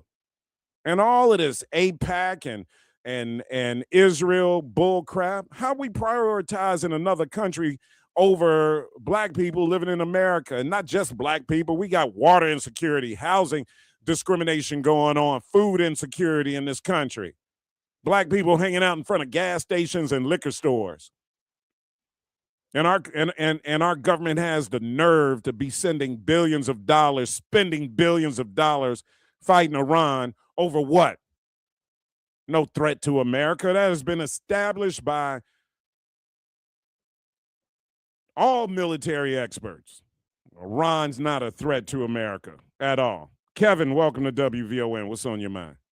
Man, you got me online, Matt. I'm going to be brief as possible, but I need your time.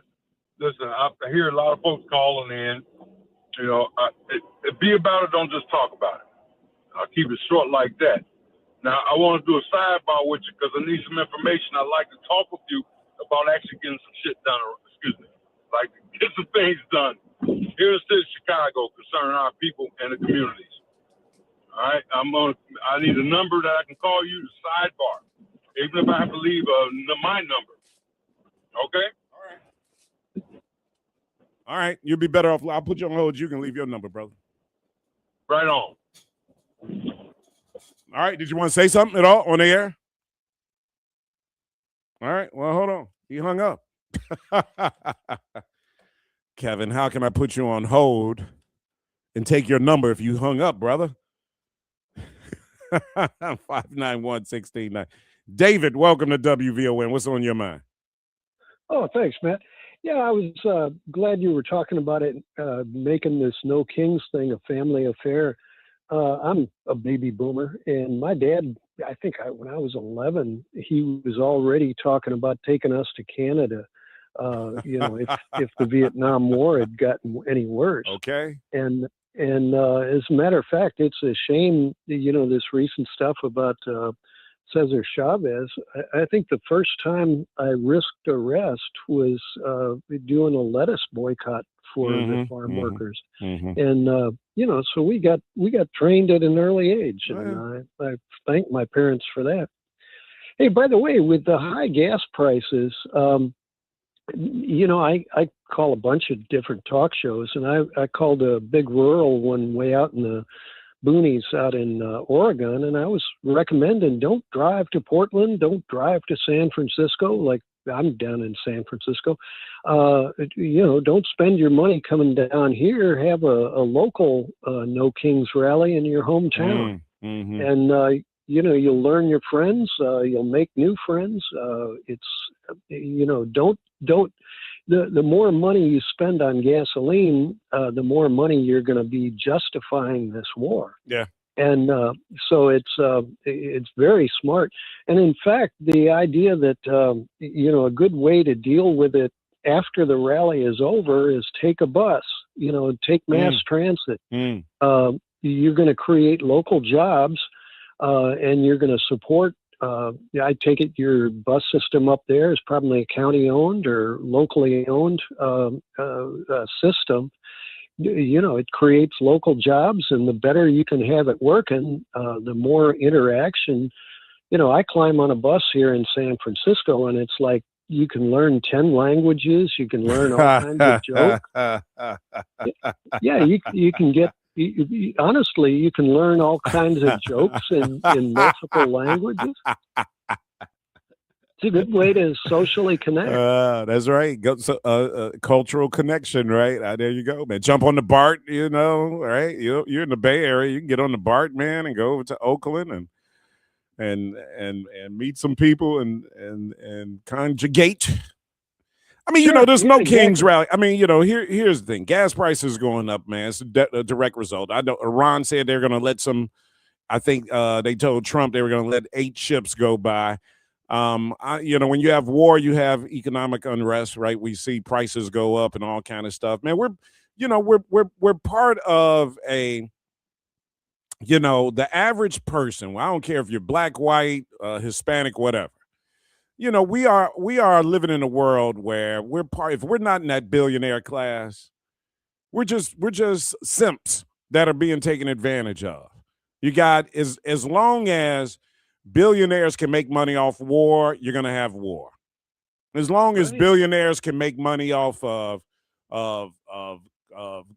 global crisis, human crisis, you're going to continue to have. I saw something today where the guy was talking about how Pfizer, Moderna, these companies made billions of dollars off of COVID, right?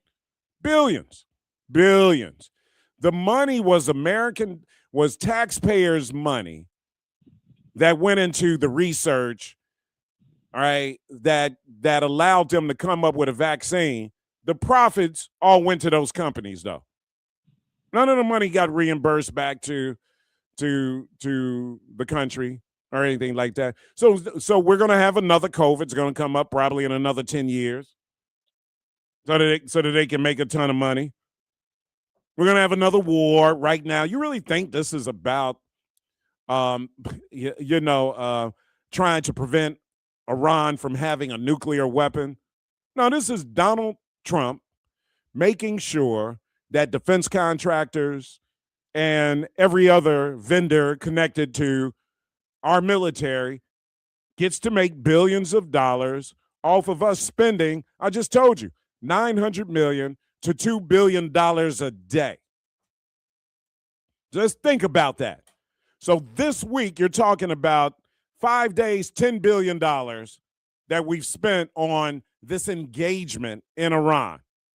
Well, there are companies that and stock owners who are happy that we are in Iran. That ain't you and me. That's the billionaire class. That's what's going on here. You think this is about Iran having a nuclear weapon? You really do. This is about setting up Israel, setting up our defense contractors. Guys, we're the simps. Wake up. 591-1690. Matt McGill Show. More from Matt McGill coming up on the Talk of Chicago, 1690 WVON.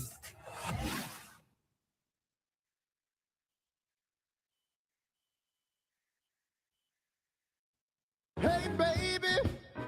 I'm your Magnolia Blues man, Sir Henry Cheatham, inviting you to join us Mr. Big Stuff, tell me.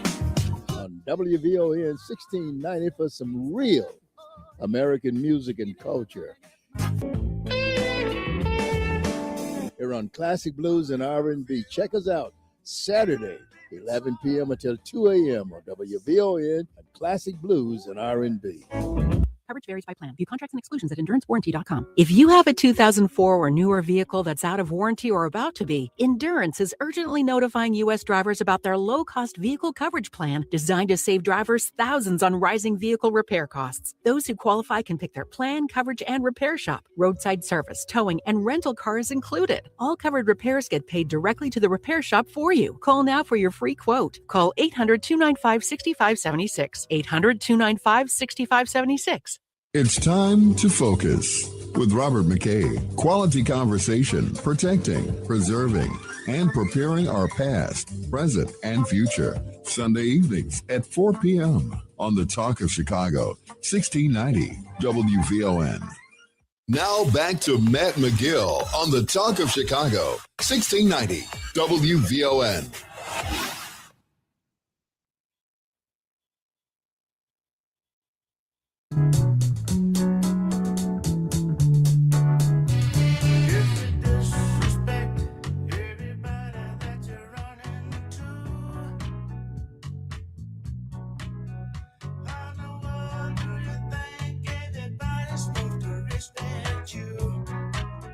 Attorney Cannon Lambert coming up at 2:20. He's going to talk about tonight's Vaughn TV premiere of Say Her Name, justice for Sandra Bland. He was the attorney on that case. You guys may remember him coming to WVON with Sandra Bland's mom and her sister and having these conversations about the pursuit of justice for our sister who lost her life. And just, race. Here we go. Race, racism, bigotry, money, economics. You know the country you live in. This is the world you live in. Right. And we have to be aware of these selfish, vile maggots that are controlling our government and controlling our elected officials, man. We get, you get people, you get candidates that run for office. They smile, hey, vote for me. I'm a good person and all that. And many of them are. But they're being controlled by selfish, racist, unethical pigs that are capitalist pigs to their hearts. And they'll step on your neck and they'll step on their mama's necks just to make a dollar. And that's the reality of it. The government of Israel has used America over and over and over again. And I hate to think that AIPAC, with its influence in Illinois in this election, and I'm a little disappointed in myself because I feel like I didn't emphasize it enough. Because when March 17th, this election day, we had plenty of time. I talked about it a lot on WVON about AIPAC and about their money being in the race. But I guess I didn't talk about it enough and get to the can. See, we should have had a WVON, a Black Power. We got to create an entity that creates Black Power that actually puts some fear in Black candidates and Black politicians. And I think anything short of that, we're going to keep spinning our wheels, guys. See, the Tea Party did that to the Republican Party. Tea Party organized, but see, they had a financial backer. But they put fear in the Republican Party. Republican Party, they were afraid of the Tea Party. The Tea Party was able to organize, and they were able to take some people out. And see, we don't have that. We don't have that. Because if we had that, then our black candidates that ran for office would not have taken a dime from AIPAC. I've seen some of our strongest political commentators on social media. They have put videos together that said, we are not supporting anybody that takes money from AIPAC. You know, I hate, like I said, the race in the 2nd Congressional District. Donna Miller deserves to be, she's put the work in out there. I've said it was hard for me not to, try to blast her on the air before that election, man. When I realized she was taking them out, I was like, all right, jeez. And same thing with Stratton as well, man. It's just like, oh, man, there's no winning. Well, there's no winning because we don't have the unity, guys. We don't have the organization to do it. James, welcome to WVON. What's on your mind? Oh, everything. Mac Attack, are you okay with me calling your show? Yeah, but one time a week because we're supposed to only have one time a week. Oh, okay. I didn't know it was once a week. Yeah, it should at least be once a day. No. People get tired. People will get tired of you. You call once a day. That's not true. It depends on what you're saying. People will get to me, man, that sometimes you treat me like a stepchild. You take me out before God get the news. You don't even let me finish my comments. The fact that I'm taking your call now, brother, when you called already once this week, I'm violating our WVON rules. Oh, well, that's too bad. That need to be changed. It ain't. This is a hot talk show. We under stress. We're being terrorized, and you're going to limit us to one call a week. That is not good. Let me close with this on parents. Caucasians took their children after church, after school, to lynchings, castration. We talking about children. Dylan Roof going to church, assassinate 9 people on a Wednesday night. Dylan Roof like 20, 21 years old. They don't go talk to his effing parents. The boy went in West Virginia, somewhere over there on a Saturday morning in a grocery store. He assassinated about 9 people. They don't go talk to their effing parents. They don't have a children for it. Then they talking about what their parents. These people are psychopaths. And they always put more on us than we deserve. You run the empire. What are you doing? You control everything. You in outer space. You all over the world. Then come back here and talk about what black people doing. What the hell are you doing? You control the world. All right, brother. Good call. You alone? Okay, thank you, bro. Good call. James like, am I still on? Hilarious. I love it, brother. Anthony, welcome to WVON. What's on your mind? Hey, thank you for taking the call. This is team takeover nonsense. If police and the mayor would start holding these people accountable, it would stop.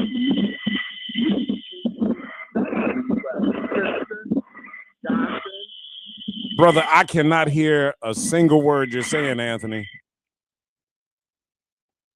Yeah, I'm sorry, brother. I could not hear a single word, man. If you can get a little better sound, man, please call back. Ernest, welcome to WVON. What's on your mind? And phone lines are open, guys. I got one more segment where I can take calls at 591-1690. Ernest, what's going on? Okay. Can you hear me, Matt? Yeah. Okay. I happen to work for one of these defense contractors, the WVON. rails about. Now, and I just want to say there are a lot of brothers and sisters who work for these defense contractors.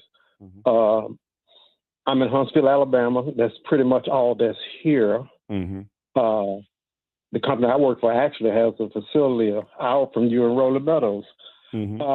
But I just want you to know, just because we work for these contractors and we're making a lot of money via the stock price and the 401k, doesn't mean that we're for this war. We are not. I'm cool with that. Maybe a couple, the white people at the company are, but a lot of brothers and sisters, we're just going to work. We're doing our jobs. We're engineers. We design some of these weapon systems, and we're in charge of them. But I mean, I'm not going to apologize for going through school, getting an engineering degree, and making almost $200,000. We're just going to work and doing our job, but it doesn't mean we're for this war. Well, brother, I wasn't really insinuating that about employees but you know, what you make compared to what the CEO of the company makes is two different things. You know what I'm saying? The incentives that the CEO of the company has compared to the engineers that work there is just totally two different things, right? And the relationship between the defense contractors, and I'm not talking about the employees, and the money that's involved in politics deserves some scrutiny, though. And so when you have a decision about going to war, people scratching their heads and wondering why we're in a military intrusion of a country like Iran that poses no threat to the United States of America, people are going to analyze the military industrial complex, right? As we do with the prison industrial complex and with Big Pharma. That's all it is. I have absolutely nothing against the people that work at these companies and as employees that get paid well and have stock options. That's fine.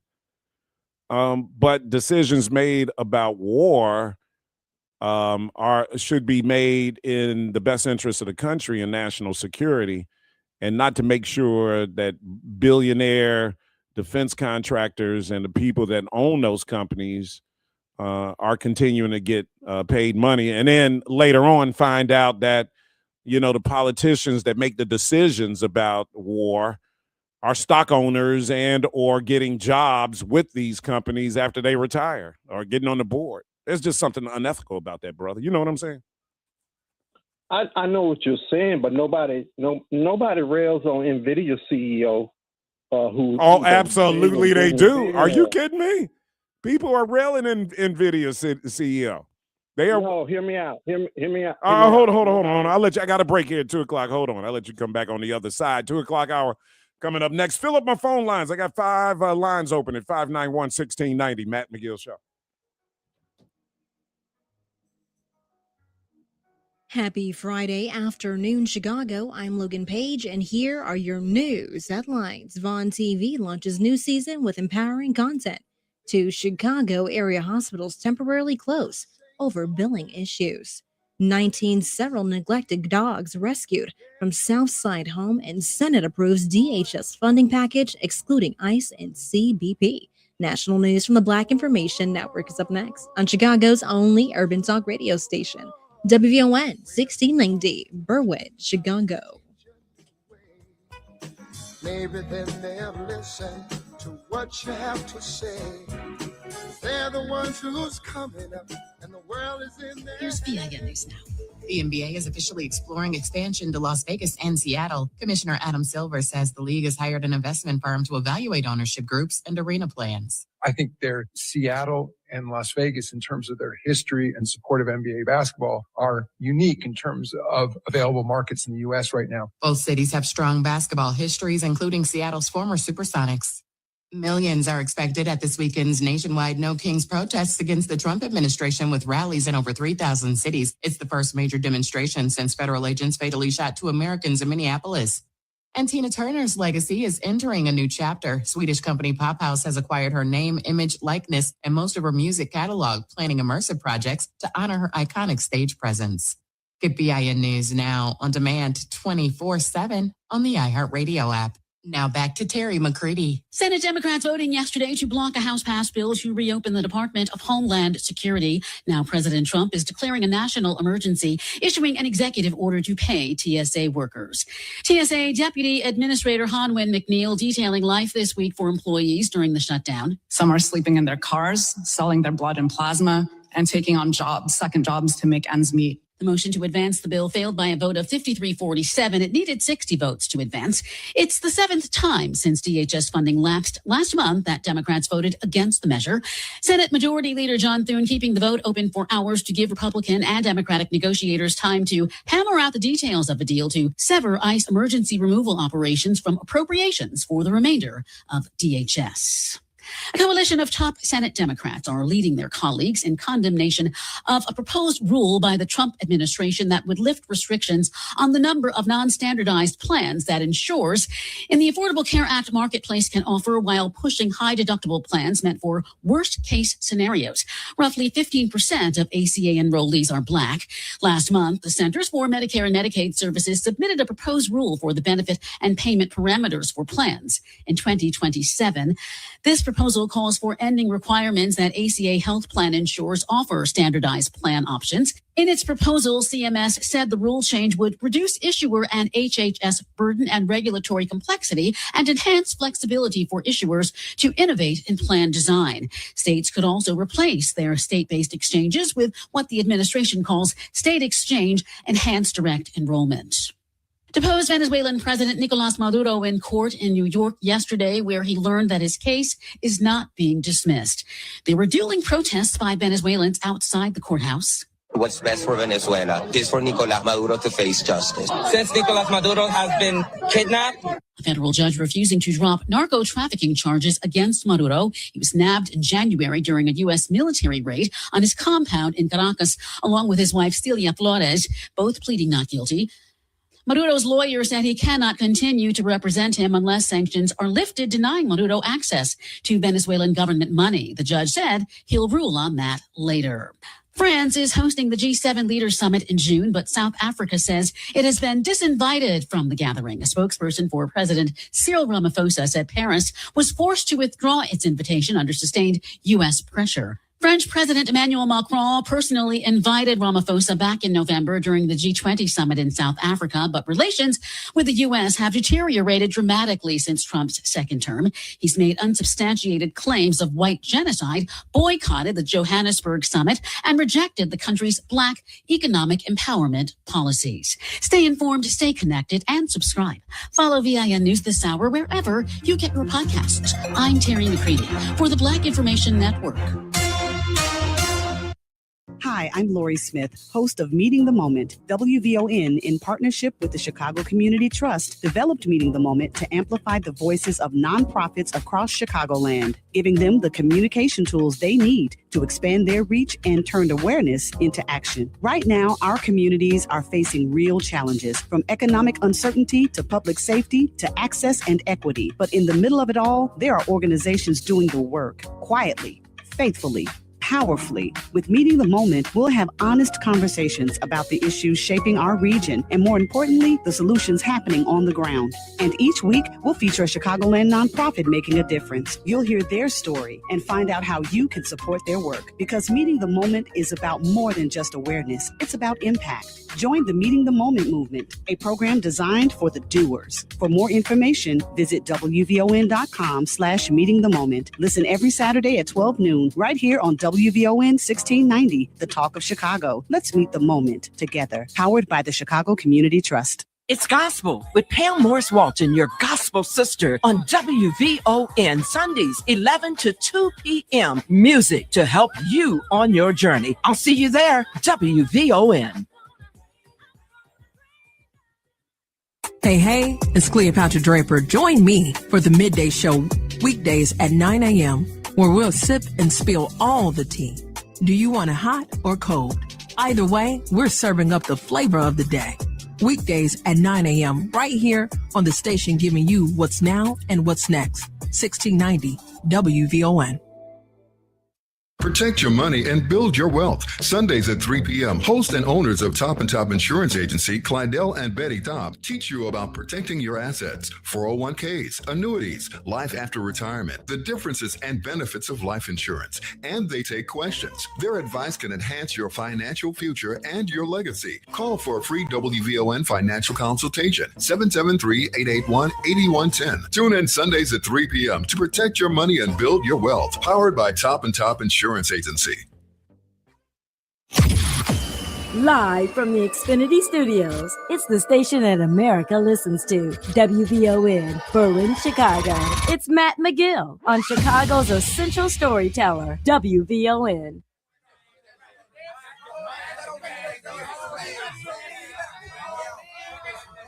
This is how we do it. This is how we do it.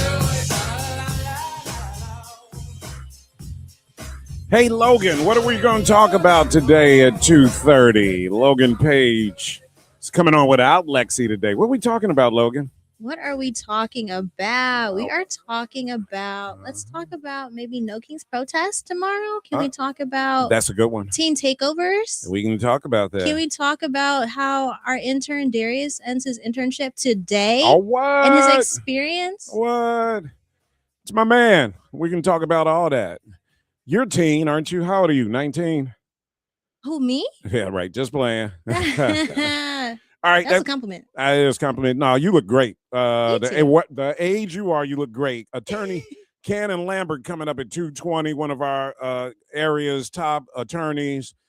Cannon represented the family of Sandra Bland, and we'll talk to him about the documentary tonight called Say Her Name, which he's prominently in. Brother Ernest, and I got phone lines open, guys, so let's take some more phone calls at 591-1690. Call in right now, and I will get your comment right on the air. Hey, Brother Ernest, here's the thing. Nobody's begrudging employees at all. I mean, hey, dude, you go to school, you get a degree, you go out there, you go in the marketplace. It's a free marketplace. You get a job and you work your job. Ain't nobody saying that. Defense contractor is an honorable job. These are the companies that are making defense weapons that protect our country and that we use in our military engagements, right? Honorable, everybody's cool with. It's the exploitation of war for profit that becomes a problem. And when that becomes a problem, we got to talk about it, brother. Okay, well, we have a sister down here who founded her own defense contracting firm. Would she be included as part of that military-industrial complex? It depends. It depends, bro. I mean, it depends on if she is what I would consider to be a government preferred contractor that is a beneficiary of. She's a military contractor. Yeah, that's what I'm saying. But brother, there are military contractors, and then there are contractors in every business. Here in Chicago, we got construction contractors, general contractors, and then we got contractors, right? We got some guys that are part of the system that get paid every time they're used. They're the favorites of government, da-da-da-da-da. Then we got black-owned construction companies that are out here getting a piece of the pie. And not their fair share, but they're getting a piece of the pie. So, I mean, they're government contractors that are bringing in billions of dollars a year, right? And that have lobbyists that represent them on K Street, okay? That have access to the White House and to the president, right? And then there are military contractors that are, getting they are subcontractors, right? Are they part of the military-industrial complex? Yes. Are they exploiting the military-industrial complex? I would venture to say more than likely no. Matt, one last thing. I've been listening to VON maybe 20 years now. Mm-hmm. When Obama was president and the mess in Syria was going on with Obama on Obama's watch, mm-hmm. I didn't hear hardly anything about the military-industrial complex from VON. I don't know about. Well, maybe you weren't listening to all the shows. I know we talked about, as long as I've been on WVON, we've been talking about the prison industrial complex and the military industrial complex. I'm talking about just the military. I don't want to get off. We've been talking about, as long as I've been on VON, we've been talking about every industrial complex. Prison industrial complex, military. We've been talking about, we have been very critical of getting into unnecessary wars, you know? So here's the thing, Ernest. You know, look, was Black America caught up in the euphoria of having a black president? Yeah, of course we were. Of course we were. What WVON caught up in that a bit? Yeah, ain't no doubt about that. But that's expected, man. I mean, you know, the first time in our nation's history, you know, this country, black people coming from slavery to having a president, this is a big deal. Yeah, were we softer on President Obama probably than we should have been? I'm sure. We're pulling for him. We're pulling for him. Racial preference and pride and all of that existed. That's not, I don't think that's surprising, or I don't think it warrants or merits any criticism, to be honest with you. It's just the reality of it. But I'm talking about his link to the military-industrial complex. That's what I want to stick on. Brother, I'll tell you what. I was very critical of what happened in Libya. Very critical of it. I remember being very critical of Saddam going into Iraq as well, and having those conversations. Defense contractors, Matt. Huh? You didn't bring up defense contractors during that conversation.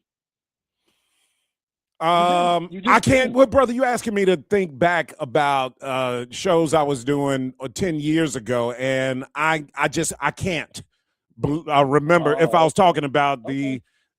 But here's what I do.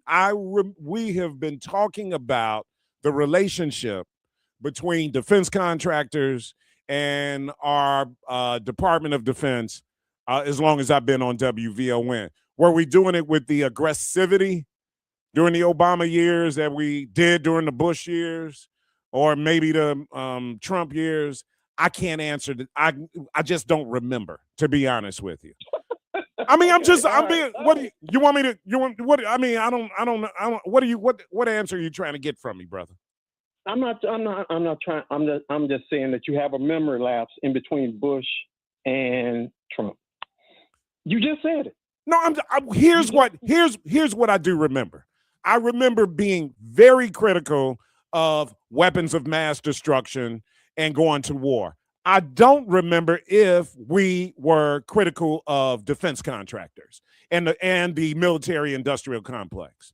I know that we were very critical of why are we going to war? Are there weapons of mass destruction?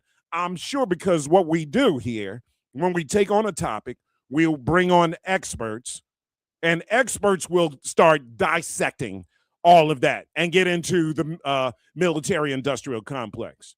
So I know it was discussed during the Bush years. I know it was discussed during the Obama years, but I'm trying to remember the military engagements during the Obama years that we opposed. Libya was one of them. So I do remember in particular, but see, what you're asking me specifically about the military industrial complex, and I remember disagreeing policy-wise with the Obama administration on that. So I'm sure in that policy disagreement, maybe we had conversations about the military industrial complex. Maybe we didn't. To be honest with you, brother, I really wasn't having, the only reason why Trump kind of elicits that kind of response is because of his military, because of his pro-business stance that he makes it very clear. All right. So I'm Ernest. I hear you, brother. I don't know what answer you get. Are you trying to? Wait a minute. And I gave you pretty much what you sound like you want. I said, hey man, I'm sure we got caught up in the euphoria of having the first black president. Is that what you want, brother? Is that gonna make you feel good about this phone call right now? No. Well, what is then, brother? Because I'm trying. Now you're getting me up, and I'm trying because now I'm ready to talk to you about this crap. What are you getting at then, brother? Because I ain't got no problem going back and forth with you on this, man. I'm not going back and forth. I'm saying that. Well, I'm ready to go back and forth on it, man, because it sounds like you trying to smoke me out on some bull crap, man. And I'm not, and brother, I'm not feeling that right now, brother. But if you want to try to keep doing it, then come on, keep going with it. What else you got for me? So I'm saying that I listened to the station during the Bush years, and it was brought up about the military. F Bush. How about that? How about that? What else? F defense contractors, that exploit war for profit, including the one you work for. How about that? That's good too. All right then, that's what I'm on, brother. What you on? Huh? It wasn't brought up during Obama's years. That's all I'm saying. F them. F the company you work for during the Obama years. How about that? F Obama during the Obama years. What else you got for me? You got something else for me? Because I'm good with that, brother. Number one, Barack Obama continued a lot of George W. Bush's policies. So I ain't got no problem smoking that out and saying that. Obama was wrong for going into Libya and listening to Hillary Clinton's lame Zionist ass. One of the worst politicians in American history. All right? Obama made plenty of mistakes of following up on George W. Bush and not getting us out of wars that we shouldn't have been into. I ain't got no problem, brother. What else you got for me? That's it. Okay, thank you. Good call, though, man. I appreciate you, brother. F the company you work for and the horses they rode in on with their capitalist pig asses. I ain't got no problem with that, man. I wish you would have called in earlier. This would have made my Friday. I wish you would have called in at 12:05. Man, who you doing? What radio? I'm glad you've been listening to WVON for 20 years. Tell the sister that owns the company down there, too. If you want to, I got something for her, too. And I'll love her like a sister, but smoke her ass if she's out here being a capitalist pig. All right? My man, Cannon Lambert, attorney, representing the family of Sandra Bland when we return on the Matt McGill Show. More from Matt McGill coming up on the Talk of Chicago, 1690 WVON. It's D.L. Hughley. The reason that the armed forces under Pete Hegseth didn't want people to go to the Ivy League schools, what do you got to be educated for to catch a bullet? This country will make you mandatory for you to sign up for war, but they will not do the same thing to make you vote. Weekdays at 5 a.m. on the Talk of Chicago, 1690 WVON. This Saturday, join the Rainbow Push Coalition for a powerful Saturday morning forum as we close out Women's History Month and enter Holy Week with purpose. As global tensions rise, we come together to reflect on the human cost of war and renew our commitment to justice. Featuring Yusuf D. Jackson, Pastor Tish Dixon Williams, and WVON's Cleopatra Draper. Doors open at 8:30 a.m. Forum begins at 10. Meet us at Rainbow Push Headquarters, 930 East 50th Street in Chicago. Or tune in live on WVON, The Word Network, YouTube, and Facebook. Come for the message, leave with the mission. Keep hope alive. Keep hope alive. Keep hope alive. It's Rufus Williams. This is not the America that we thought it was. Certainly not now. And whatever pushing has to go to reverse that, I'm sure that Keith Ellison and the others there in Minneapolis are doing it, because anything that's happening anywhere can happen right here to us. And there's no reason to believe in any way, shape, or form that you can be separated from it. Weekdays at 7 a.m. on the Talk of Chicago, 1690 WVON.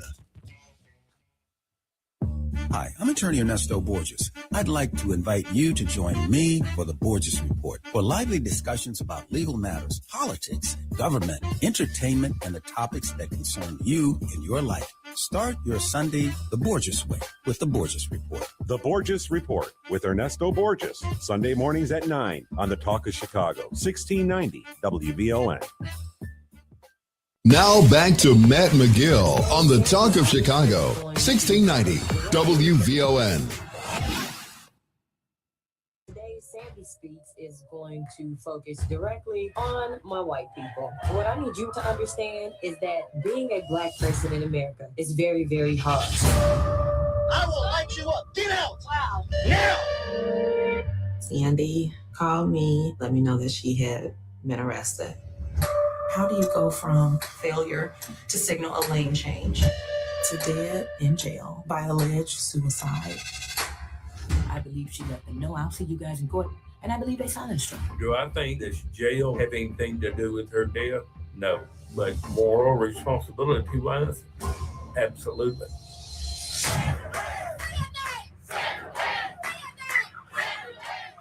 Guys, our Friday night of premieres return to Vaughn TV beginning tonight.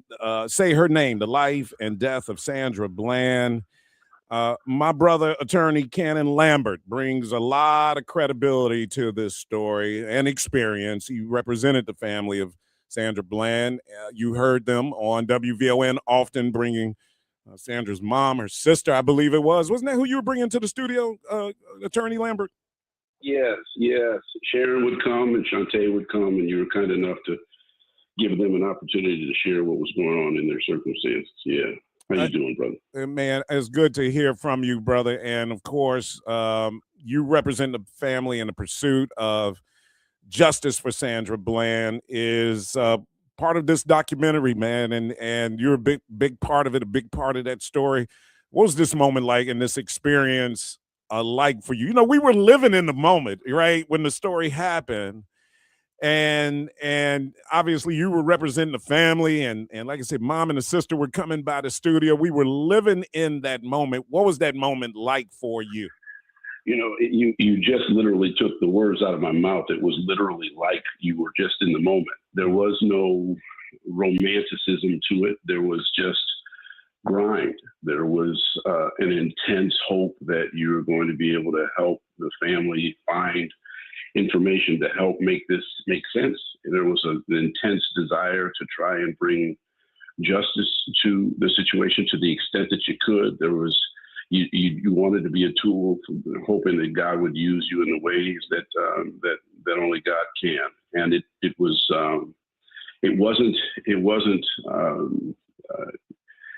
fun. It was extremely emotional. It was very taxing, 18, 20-hour days, weeks on end, that sort of thing, because there was such massive information downloads that you had to engage in, because every lead, whether it was false or not, you had to follow it. So there was a lot that went to it. But in the moment was just that. In the moment, you're not thinking about anything else other than what's right in front of you and where you're trying to go. When I watched the documentary, like I said, my experience was with you and a family coming on WVON. But when I watched the documentary, it was interesting, brother, because, I was, watching you go down to Texas, and, man, I was getting scared, brother. I really was, man, because I'm thinking about the history of this country. And, just think of Emmett Till being killed in the South, right? And how many of our brothers and sisters were killed, and what happened to Sandra Bland was just, another story, a lynching or a Emmett Till or whatever that we've seen. The start of the Tulsa massacres, all were on some BS just based on our race, man.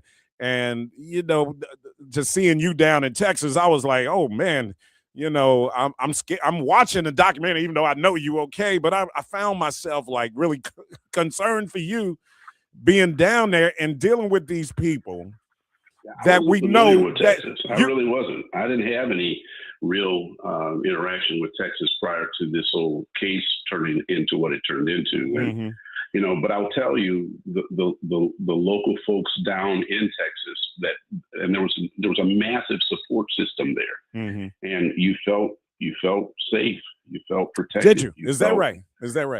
Because there were so many, there were clergy and there were politicians that lined up with us, knowing that there were things that needed to be delved into. Wow. So I guess I feel like if somebody's going to threaten you, and there's no question that there were death threats, but when people pick up the phone and leave you messages, they're not sitting in the bushes, right? I think when people are going to do something to you, they're going to do something to you. They're not going to tell you they're going to do something to you. There are a lot of paper tigers, and you don't let that really dictate what you do. You instead just try and do what you can and hope that you're able to meet the moment. But at the end of the day, there were folks here in Chicago, folks in Houston and in Prairie View and folks across the world, not just the country, lent a tremendous amount of support to us. And we drew on that. We drew on that. Wow. I mean, and I'm feeling you, man. But even with the white community down there, you felt welcome and people wanted to get to the bottom of this? You know, I felt like there were a lot of people, black and white and Hispanic, that just knew this wasn't right. Okay. Something didn't sit right. But and you'll see that throughout the country in all of these types of scenarios. But there's a huge swath of this country that is not ready to see equity and inclusion and fairness and justice. There's a huge, we know that. But I think at the same time, there's a healthy contingent of people that want what's right to be right. And so for me, it's a legal fight, right? For me, I understood that there was some politics that goes along with it, but I'm not a politician. And to the extent that from what we do legally will help to force change politically, I'm happy about that. And we were able to do that in this scenario. But I'm not a politician, and I don't know how to, I don't know how to go and bring people together in that way. But I do know that there were people that were down there, black, white, and other ethnic minorities that were supportive of the family because they knew this wasn't right. This just wasn't right. Brother, you fight that fight here on a regular basis in Chicago, representing people that have been victims, whether it's car accidents or injured in work or just, you've been representing Chicago for a long time. What about this experience down, and representing Sandra's family, police brutality, misconduct? What about this experience made you a better attorney today, brother? Well, I mean, it helped me to understand that even in the face of institutions trying to block you from information, refuse to provide you evidence, you still have to push. And it helped me to see, candidly, that if you continue to push, you'll make progress. It's not always as fast as you want it to be, but if you're persistent, you can succeed. And we did that here. And in other situations that we've been made to get involved in, we've seen that be the case. It's anytime somebody gets hurt, I don't care if it's a car accident case or if it's a slip and fall or if it's a police misconduct case or whatever. Anytime somebody gets hurt, we try and help them.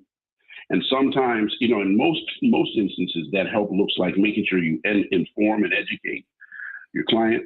You make sure that they understand what the dynamics that they're facing are. You try and chart a course for them, and then you execute on your plan. That's the goal, right? That's the goal.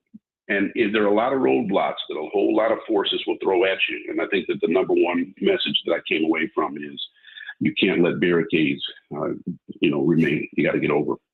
Our Friday nights of premieres returns tonight. Say Her Name, The Life and Death of Sandra Bland. It's a powerful documentary. You can catch it on Vaughn TV, watch on Roku, Amazon Fire, Apple TV Plus, the WVON app, or VON.TV. Attorney Cannon Lambert represented the family. This brother represents Chicago. You always talk about us keeping our money in our community, man. And I see too many times where, black people, we get injured and we go outside and, we get attorneys who we think are going to get more money for us. Nobody handles your case, our community better than Attorney Cannon Lambert. My brother, I love you. Thanks for coming on the show, man. Thank you so much for having me. Thank you so much for what you do. All right, 2:31 on WVON. Logan has news coming up right now.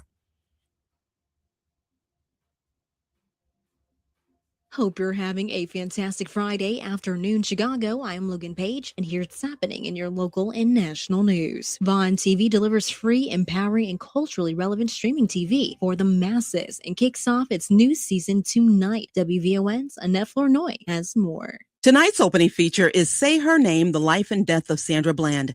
Tracy Scruggs, Vaughn's executive director, says this film goes beyond the headlines and asks questions that still have not been answered. A lot of people may not know that, Sandy had a blog. I mean, she was conscious and fighting for the rights of, Black Lives Matter before, the headlines. Nearly 11 years ago, the 28-year-old was pulled over on the outskirts of Houston for failing to signal a lane change. Then 3 days later was found dead in a jail cell. Learn more tonight at 7 on Vaughn TV. And F. Illinois, Our News Now, 1690 WVON.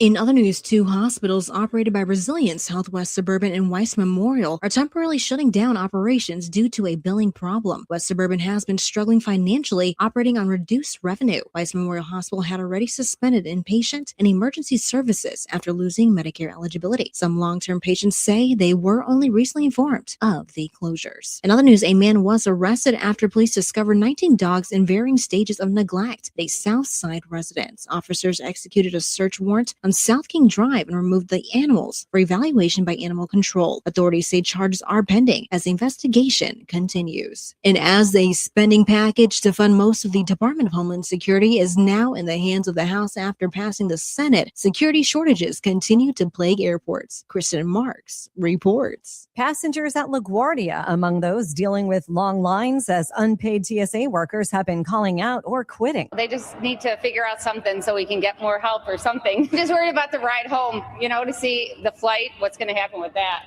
I mean, I'm a firm believer that the House and Senate shouldn't get paid if there's one person in the government who's not getting paid. President Trump Thursday said he would sign an executive order for DHS to immediately start paying TSA agents amid the partial government shutdown with or without help from Congress. The funding package does not include money for ICE or Customs and Border Protection.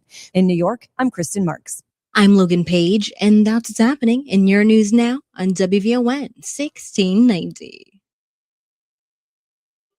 Losing sleep is one of the hardest parts of being a new parent. Every parent has been there, struggling to stay awake as they sit in a chair with their baby, trying to get them to eat or go back to sleep. In these situations, when you are holding your baby and you think you might fall asleep, it is always safest to put them in a crib, bassinet, or portable play yard, even if they are crying or haven't finished eating. Many infant deaths happen when parents fall asleep while holding their babies in chairs, on couches, in beds. So if you can't stay awake, put your baby down. For more safe sleep tips and resources, go to oneshyfam.org/safe sleep. Catch Reverend Al Sharpton online at WVON.com or on the WVON app. Just click the Al Sharpton banner. Tune in every day at 12 noon for your daily dose. And if you miss it, catch the overnight replay from midnight to 3 a.m. We're keeping it real with Al Sharpton on WVON 1690. Reverend Al told you personally, keep it real. Keep it real. Keep it real. Hey, it's Cleopatra Draper. Join me for the Midday Show weekdays at 9 a.m. where we'll sip and spill all the tea. Do you want it hot or cold? Either way, we're serving up the flavor of the day. Weekdays at 9 a.m. right here on the station giving you what's now and what's next. 1690 WVON. Hey everybody, this is Kendall Moore, The Kendall Moore Show, getting you from your work week to your weekend each and every Friday night from 6 until 9 p.m. I get you from your work week to your weekend. Church, tabernacle. Kendall Moore, radio for the next generation on the Talk of Chicago, 1690 AM, WVON.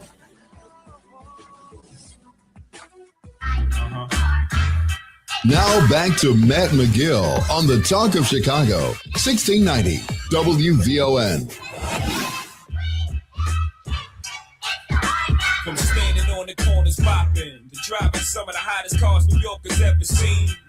Hey. All right, Facebook Live, y'all cracking me up, man. I know I was... Oh, man. Harold Sprittle said, hang up on him, Matt. Reby Ryan, this caller is wasting and trolling. Thalia Cooks, he sounds like he wants Matt to validate what he does for a living. Reby Ryan, blacks always harder on their own people. Defense contractors and contractors were a government ploy. Stay calm and cool, says Aviola. I thought I was cool. Tony Snow. Tony is funny as heck, right? He's like, this is the man I want to hear. Oh, boy. I was getting into it a little too much. Cheryl Monique Brown Coleman, my sister, she said, I wish I was there with you. Thank you. Wait, Mr. 2032 Kenneth says, I'm just here for the light skin to rage. Hilarious, yeah. Tony said, this is the man I know and love. I know. I'm sorry, y'all. It was what Mr. 2032 says, the red bone's passionate as hell. I hear you. Blood pressure going out. It's probably turning red in the face. What's up, y'all? Logan, Paige, what's happening? Hello. What you up to, girl? Lexi is not here. She's not feeling well today. But you got a special guest in the studio with us. Yes. You want to introduce yourself? All right. My name is Darius. Indeed, my name is Darius. I was one of the interns for WBON. Hold on, let me get the camera on y'all. Go ahead and talk. Yes. This is my last day. It's been crazy. It's been amazing. I've been able to sit in on all the shows. Cleopatra, Rufus, the afternoon show, Matt McGill. It's been amazing, honestly. I've been listening to WVON my whole life. It's been a part of my life.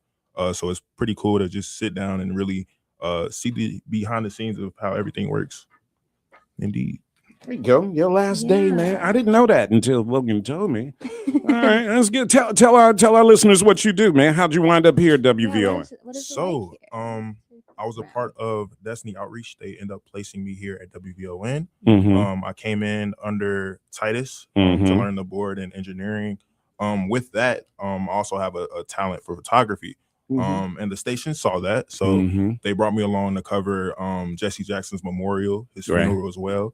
And with that, I was able to photograph. Pictures. Thank you. I appreciate you. And if y'all want to see those pictures, go to Instagram. You'll see them on the WVON Instagram page. You'll see reels from that day and content that we were able to capture. But yeah, it's moments like that. Like in my life, I would never thought I'd be able to take pictures of Barack Obama, Kamala Harris, Joe Biden. Stevie Wonder was there. It's one of those, right? All in one day, so that's something else, man. And I always tell people proximity is important, right? So, look, we're living in Chicago, one of the historic cities of the world, especially for Black Americans, right? When you think about everything that has come through Chicago, right? The Black power that has come through the city. And of course, Reverend Jackson, right? And his death and then his funeral. And because of our proximity, right, we, WVON, this radio station, we had this amazing relationship with Reverend Jackson, right? History partnering with history. Right. We're all the beneficiaries. So like you say, you having that opportunity to take those pictures means something, brother, and I talked about this, obviously, for a 2-week period, man, just having the opportunity, me personally having the opportunity. I mean, I want you to think about this. I grew up in Chicago in the 70s, where on this radio station and other radio stations, man, all we heard was Reverend Jackson's voice. Reverend Jackson's voice during the 70s was just part of what we heard. Blues. I tell people this all the time. Blues, the beat of blues. And hearing Reverend Jackson, man, I grew up on 48th Street, man. It was a blues bar called Teresa's right there. And all we did was hear electric blues, man, coming out of this place. Damn near 24. I don't think they ever went to sleep at Teresa's, man. But we heard Reverend Jackson's voice on radio, whether we were playing in a play lot, playing softball, baseball, basketball, in the alley. Somebody had a radio on with Reverend Jackson's voice on Saturday mornings, right? And so for me to kind of grow up hearing that voice and then to be here and have that brother sitting just like where you're sitting right now, sitting right across from me and just Matt saying my name and talking to him, brother, is proximity. I was blessed to be born in Chicago, raised in Chicago. and be at this radio station, man. Yes, If I was sir. born in somewhere else, I Mhm. wouldn't have had that experience. Man. Indeed, and it's a full circle moment. Like just knowing that Barack Obama filled in here, had debates here at this radio station, and then I'm sitting So here I met like, Barack, man. that's what I'm saying. I'm like, now I'm able to take his pictures, and that's always been something that's at like the top of my list. It's Barack Obama, you know. So that was amazing. Yeah, and I'm man. grateful. I remember one morning walking in the studio and with Barack here, you know, and I thought I was early. I was like, what the heck is he doing? You know, yeah, this was before he was Barack Obama, that Barack Obama though. But man, that's just great. What do you want to do, man? What do you do from here on? Continuing with the freelance photography. I'm an all-around artist, so I make music as well. I dance. I'm a full-on creative, so I want to multi-skill. Indeed, I want to curate my own gallery. I've never been able to show off my work. People only go on Instagram to see my work, or book me for photo shoots. So I want to curate and actually have a moment to print out my work, so people can really digest my work and really just look at it for real. Yeah, Indeed. man. I love that. It's an eye, brother. You got, photography. It's all about the eye, right? Taking pictures. Indeed, yes, sir. Man. And I'm gonna tell you, man, we're in the city. We come from a city.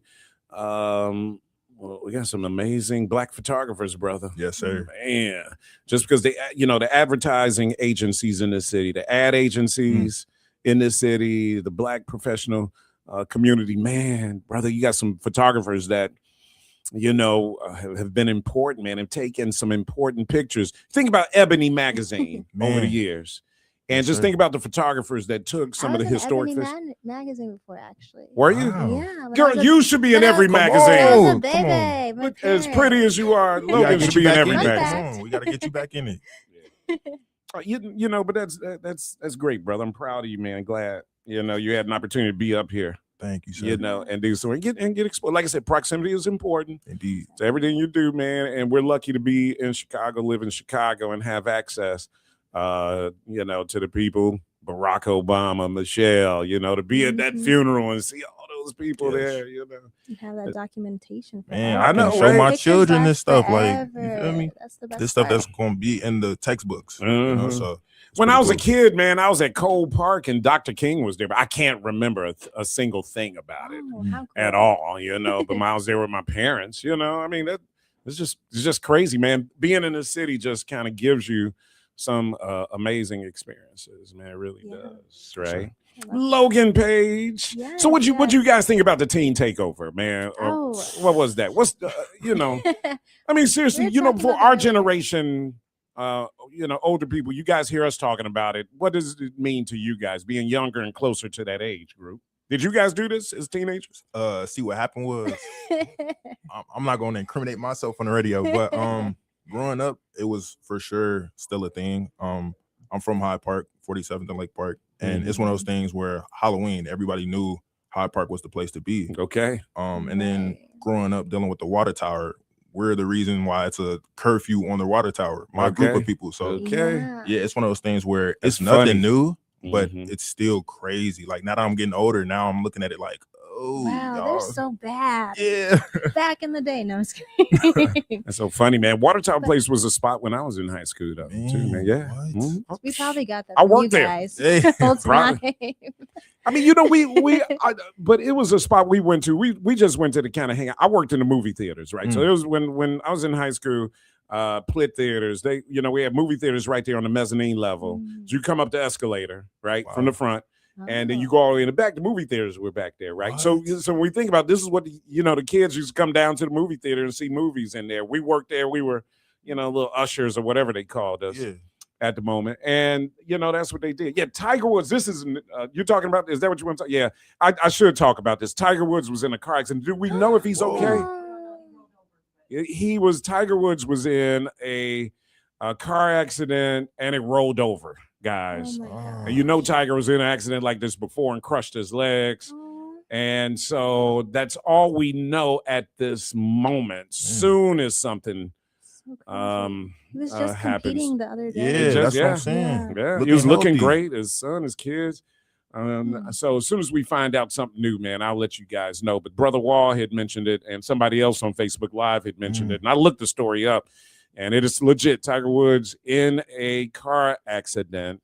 let's just hope and pray that everything is going well there. God bless them. A rollover accident can kill you, man. That's just the bottom line. Mm-hmm. You know, But a lot of people survive it too. So yes. Well, if you have your seatbelt on, right, that's the key, right? That keeps you in the seat, right? Because if you roll over and you don't have your seatbelt on, you're in trouble, right? Because a head injury can be very, very difficult for anyone to survive. But yeah, so Watertown Place was a takeover. So where'd you go to high school? You went Kenwood? I went to Kenwood, yes, sir. I did. I went to Kenwood for about a year and a half. That's the best high school in Chicago. Come on, now. Come on. It should have been a Bronco. I was there. I had a ball when I was there. Man. Then I transferred to Julian. Oh, Percy Julian, which there's a relationship between the two schools too. Yeah, real right. Logan, where'd you guys hang out? So the teen takeover thing, when you were in high school, did you hang out at the Watertower place? we did. We hung out there for a while until we couldn't, and they put the curfew on. And so were you guys were going up there? Were you guys going in mass? Were there like a bunch of teens up at the Watertower place to the point where they had to put a curfew on it? It was like when the curfew got established, I was kind of shook because when we were there, it wasn't anything crazy. Like we were all just like, let's just meet at the mall. Like let's walk around. You had malls, and we were actually shopping, But I think it just got overused. And when I was in high school, we used to go to Evergreen Plaza. Same. And Evergreen Plaza was huge. It looked way different now. Yeah, it's all it's but way different. It was a thing, man. Going up to the plaza was a thing. It was a thing, and especially around the holidays, man. Around Christmas, oh man, everybody was up at the plaza. So so I get it, man. Malls were, and you don't have malls like that anymore, or malls are just not a thing. Like Woodfield and all these malls still exist, but Evergreen Plaza was big for black kids. I mean, on the South Side, that was a hangout spot. I feel like the whole thing with a plethora of kids coming together is more based on like the social media aspect of it. Facebook coming in, organizing trend, and having random people just trolling and making fake posts, and then people seeing it and it going viral and spreading, and now you have 100 teens. And I think the biggest issue too is that it's like more violent now. Like we weren't really fighting and stabbing and doing all that when we come together. And I think that's why it's like causing a lot of attention from public officials, because no one wants anybody to get hurt, and so that's the problem. In fact, with this teen takeover the other day, right? I mean, the video image I saw was some kids fighting, right, jumping, stomping. I'm like, stomping on a kid, right?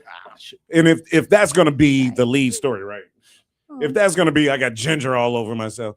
If that's going to be the lead story, then it's always going to be met with some scrutiny, right? You know what I'm saying? And that's just the reality of it, right? There was violence connected to the story, then it's going to be a problem. All right, let's take a break here, 591-69, if you want to get in on this conversation. Logan and Darius, our intern's last day, not Logan's last day. She's still going to be here. You're listening to The Matt McGill Show. More from Matt McGill coming up on the Talk of Chicago, 1690 WVON.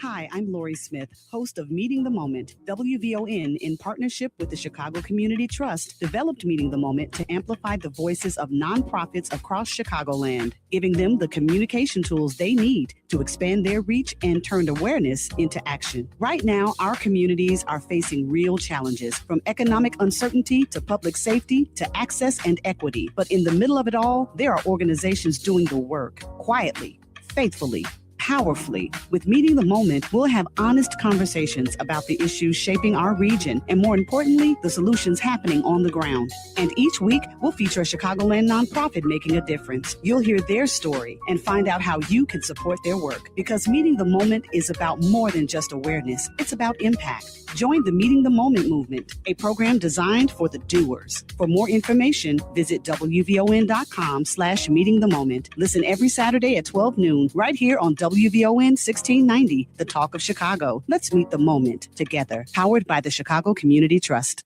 I know you're going to dig this. That whole picture was AI. Yeah, the whole picture was AI. First of all, I'm going to tell you, Usher whooped Justin Bieber's ass. I'm telling you right now.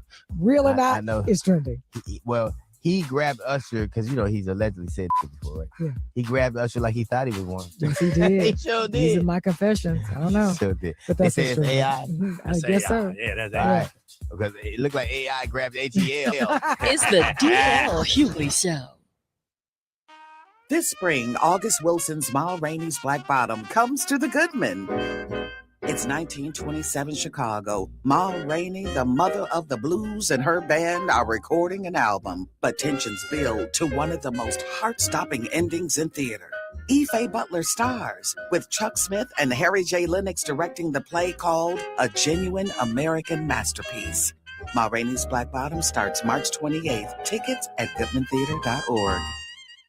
This is your host and life coach, Linnell Harris, and I want you to join me every Sunday morning from 7 a.m. to 9 a.m. for Inspirational Perspective. On Inspirational Perspective, we talk life vision, life purpose, and the show is all about helping you live the best life possible. So join me as we look at supporting you in living the life you intend to live and making your life's vision a reality. Every Sunday morning at 7 a.m. on the Talk of Chicago, 1690 a.m.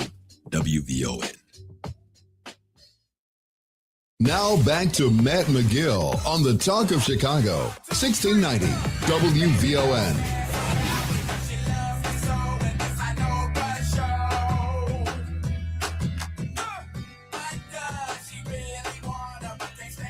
All right, this is what we know. Tiger Woods was involved in a rollover crash in Jupiter, Florida, Jupiter Island, which is down there where Tiger lives. That's where Big Money lives. In America, you know, you got Calabasas out in California, out by Malibu. Or let me tell you, man, Jupiter Island, Florida. I think a lot of us remember because that's where Burt Reynolds lived.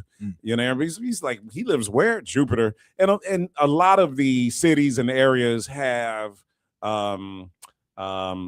planetary names down there because that's where NASA is based, right? Oh, gotcha. Right. So Jupiter, Florida is a very, very exclusive area. Michael Jordan lives down there. And Tiger's but there are no details about the cause of the crash or about Tiger Woods' condition right now. So none of that information has been released yet. Woods has been working toward a return to competitive golf after rupturing an Achilles tendon in March of last year and undergoing October back surgeries. You guys know Tiger, when you're watching him when he was younger, he put a lot of stress on his back. Now, that's what made him so good was that that whip, man. He was able to, you know, get that club back and bring a lot of power through the ball with his golf club, and he would hit that ball, and you'd be like, "Wow, damn, that's a Tiger Woods tee right there." But his back has been bothering him, as most people anticipated he was going to have back problems, and some people were wondering if he was going to play in the Masters, right? But obviously people are just praying for the best right now for Tiger Woods. We'll be following this story. Eddie Reed is coming up next, guys. He's going to be holding it down from 3 to 6 when we get off the air. Right now, Logan and Darius are in the studio hanging out with us. Hey. Trying to stay a while. Trying to stay. Darius is one of our interns. We've got several interns up here. He today is his last day, so we're celebrating our young brother and the work that he was doing up here. And you guys know Logan Page. News traffic. All right, man. Yep. And talking about this teen takeover, and you know, because people were calling in and always saying, well, you know, these teens, they don't have any place to go. They don't have anything to do. So this is what they're going to do. But see, you were talking about it, Logan, man. Like when the violence component of it makes it an issue. Yeah. Because there's one thing if kids are just hanging out, trying to have a good time. Mm-hmm. And I always say, like, there's a small percentage of these kids, there's just a handful that are coming down there to start some crap. Exactly. You see what I'm saying? And that's the problem. And another problem is too, it's more so I've noticed that the teens, they're mostly black. Like, why don't Caucasians have this issue? Why aren't the other minorities like? Why is that? Why aren't there other? We have the biggest influence. If you have, let's say you have a black teen with a decent amount of followers, right? They're the ones that's telling people slide. Right. They're the ones that are telling their peers, which are other black teens, to come over at this time, be here at this time. This is what we're doing. We having a ball. We got a speaker. So that's why you're seeing more black people than anything, or more black teens than anything. So that's a good thing, I guess. I mean, it's a good thing and a bad thing. Yeah. If we're able to, reach out to the younger teens that have this influence and bring them to the side and was like, okay, let's have a day where you bring these people together to do something positive. Maybe that can work out, but I don't know. You don't see too much of that. Let me ask you this though. Do black kids and white kids hang out though in Chicago? Because that has never been really. Because that has never been. I'm thinking about when I was a kid. I don't think that was a reality at all, man. We had a couple of white kids that were in our age group. When I went to Kenwood, there was some white kids that went to Kenwood. Right? They would hang out with us, but they were the minority. And it's a different type of white kid. Like, I feel like white kids or white children that you have around black kids, they kind of, how can I put it? It's environment. They're going to, reflect their environment. They're going to not act black, but more of an urban white kid, I guess you can say. That's how I see it. That is true. But I feel like we really don't have more white friends until we get older. We're more exposed to it. Well, so the focus is going to be, on race, right? Where we see these teen takeovers, it's predominantly black kids, and they're coming downtown, and then the optics on it are going to be, white people downtown don't want the black kids downtown, and that's the optics of it. The reality of it also though is that you got black people that are living in these buildings, these high-rise buildings downtown as well, though. You know what I'm saying? And a lot of them are just, more so concerned about like, hey, what's going on when you have, 200. How many kids are coming to these takeovers? 200, 400. 200, 400. That's what I'm saying. That's going to be an issue. All right. There's no question about it. Anyway, Darius, man, it was good knowing you, brother. I'm sure I'll see you around. Oh, for sure. Yes, sir. Yeah. Indeed. All right, man. So, and Logan will be here. She ain't going nowhere, y'all. We miss Lexi. We'll have her back on. She wasn't feeling good today, so we'll hopefully get her back on next week. You checked out her show? I did. She's a badass. Crazy music. I did the photographer. I know. He showed me the pics, man. I love it. Good work on that as well. Thanks, everybody on Facebook. Please share the show so people all over the world can know that black people are talking in Chicago, that we are standing up and making some noise, right? You do that, and I'll love you forever. We're back at it on Monday. Don't go anywhere. Brother Eddie Reed in the house coming up. 3 hours of talk radio, the OG himself, ready to take over the microphones on WVOA. All right, don't go anywhere. Be right back after this. The OG.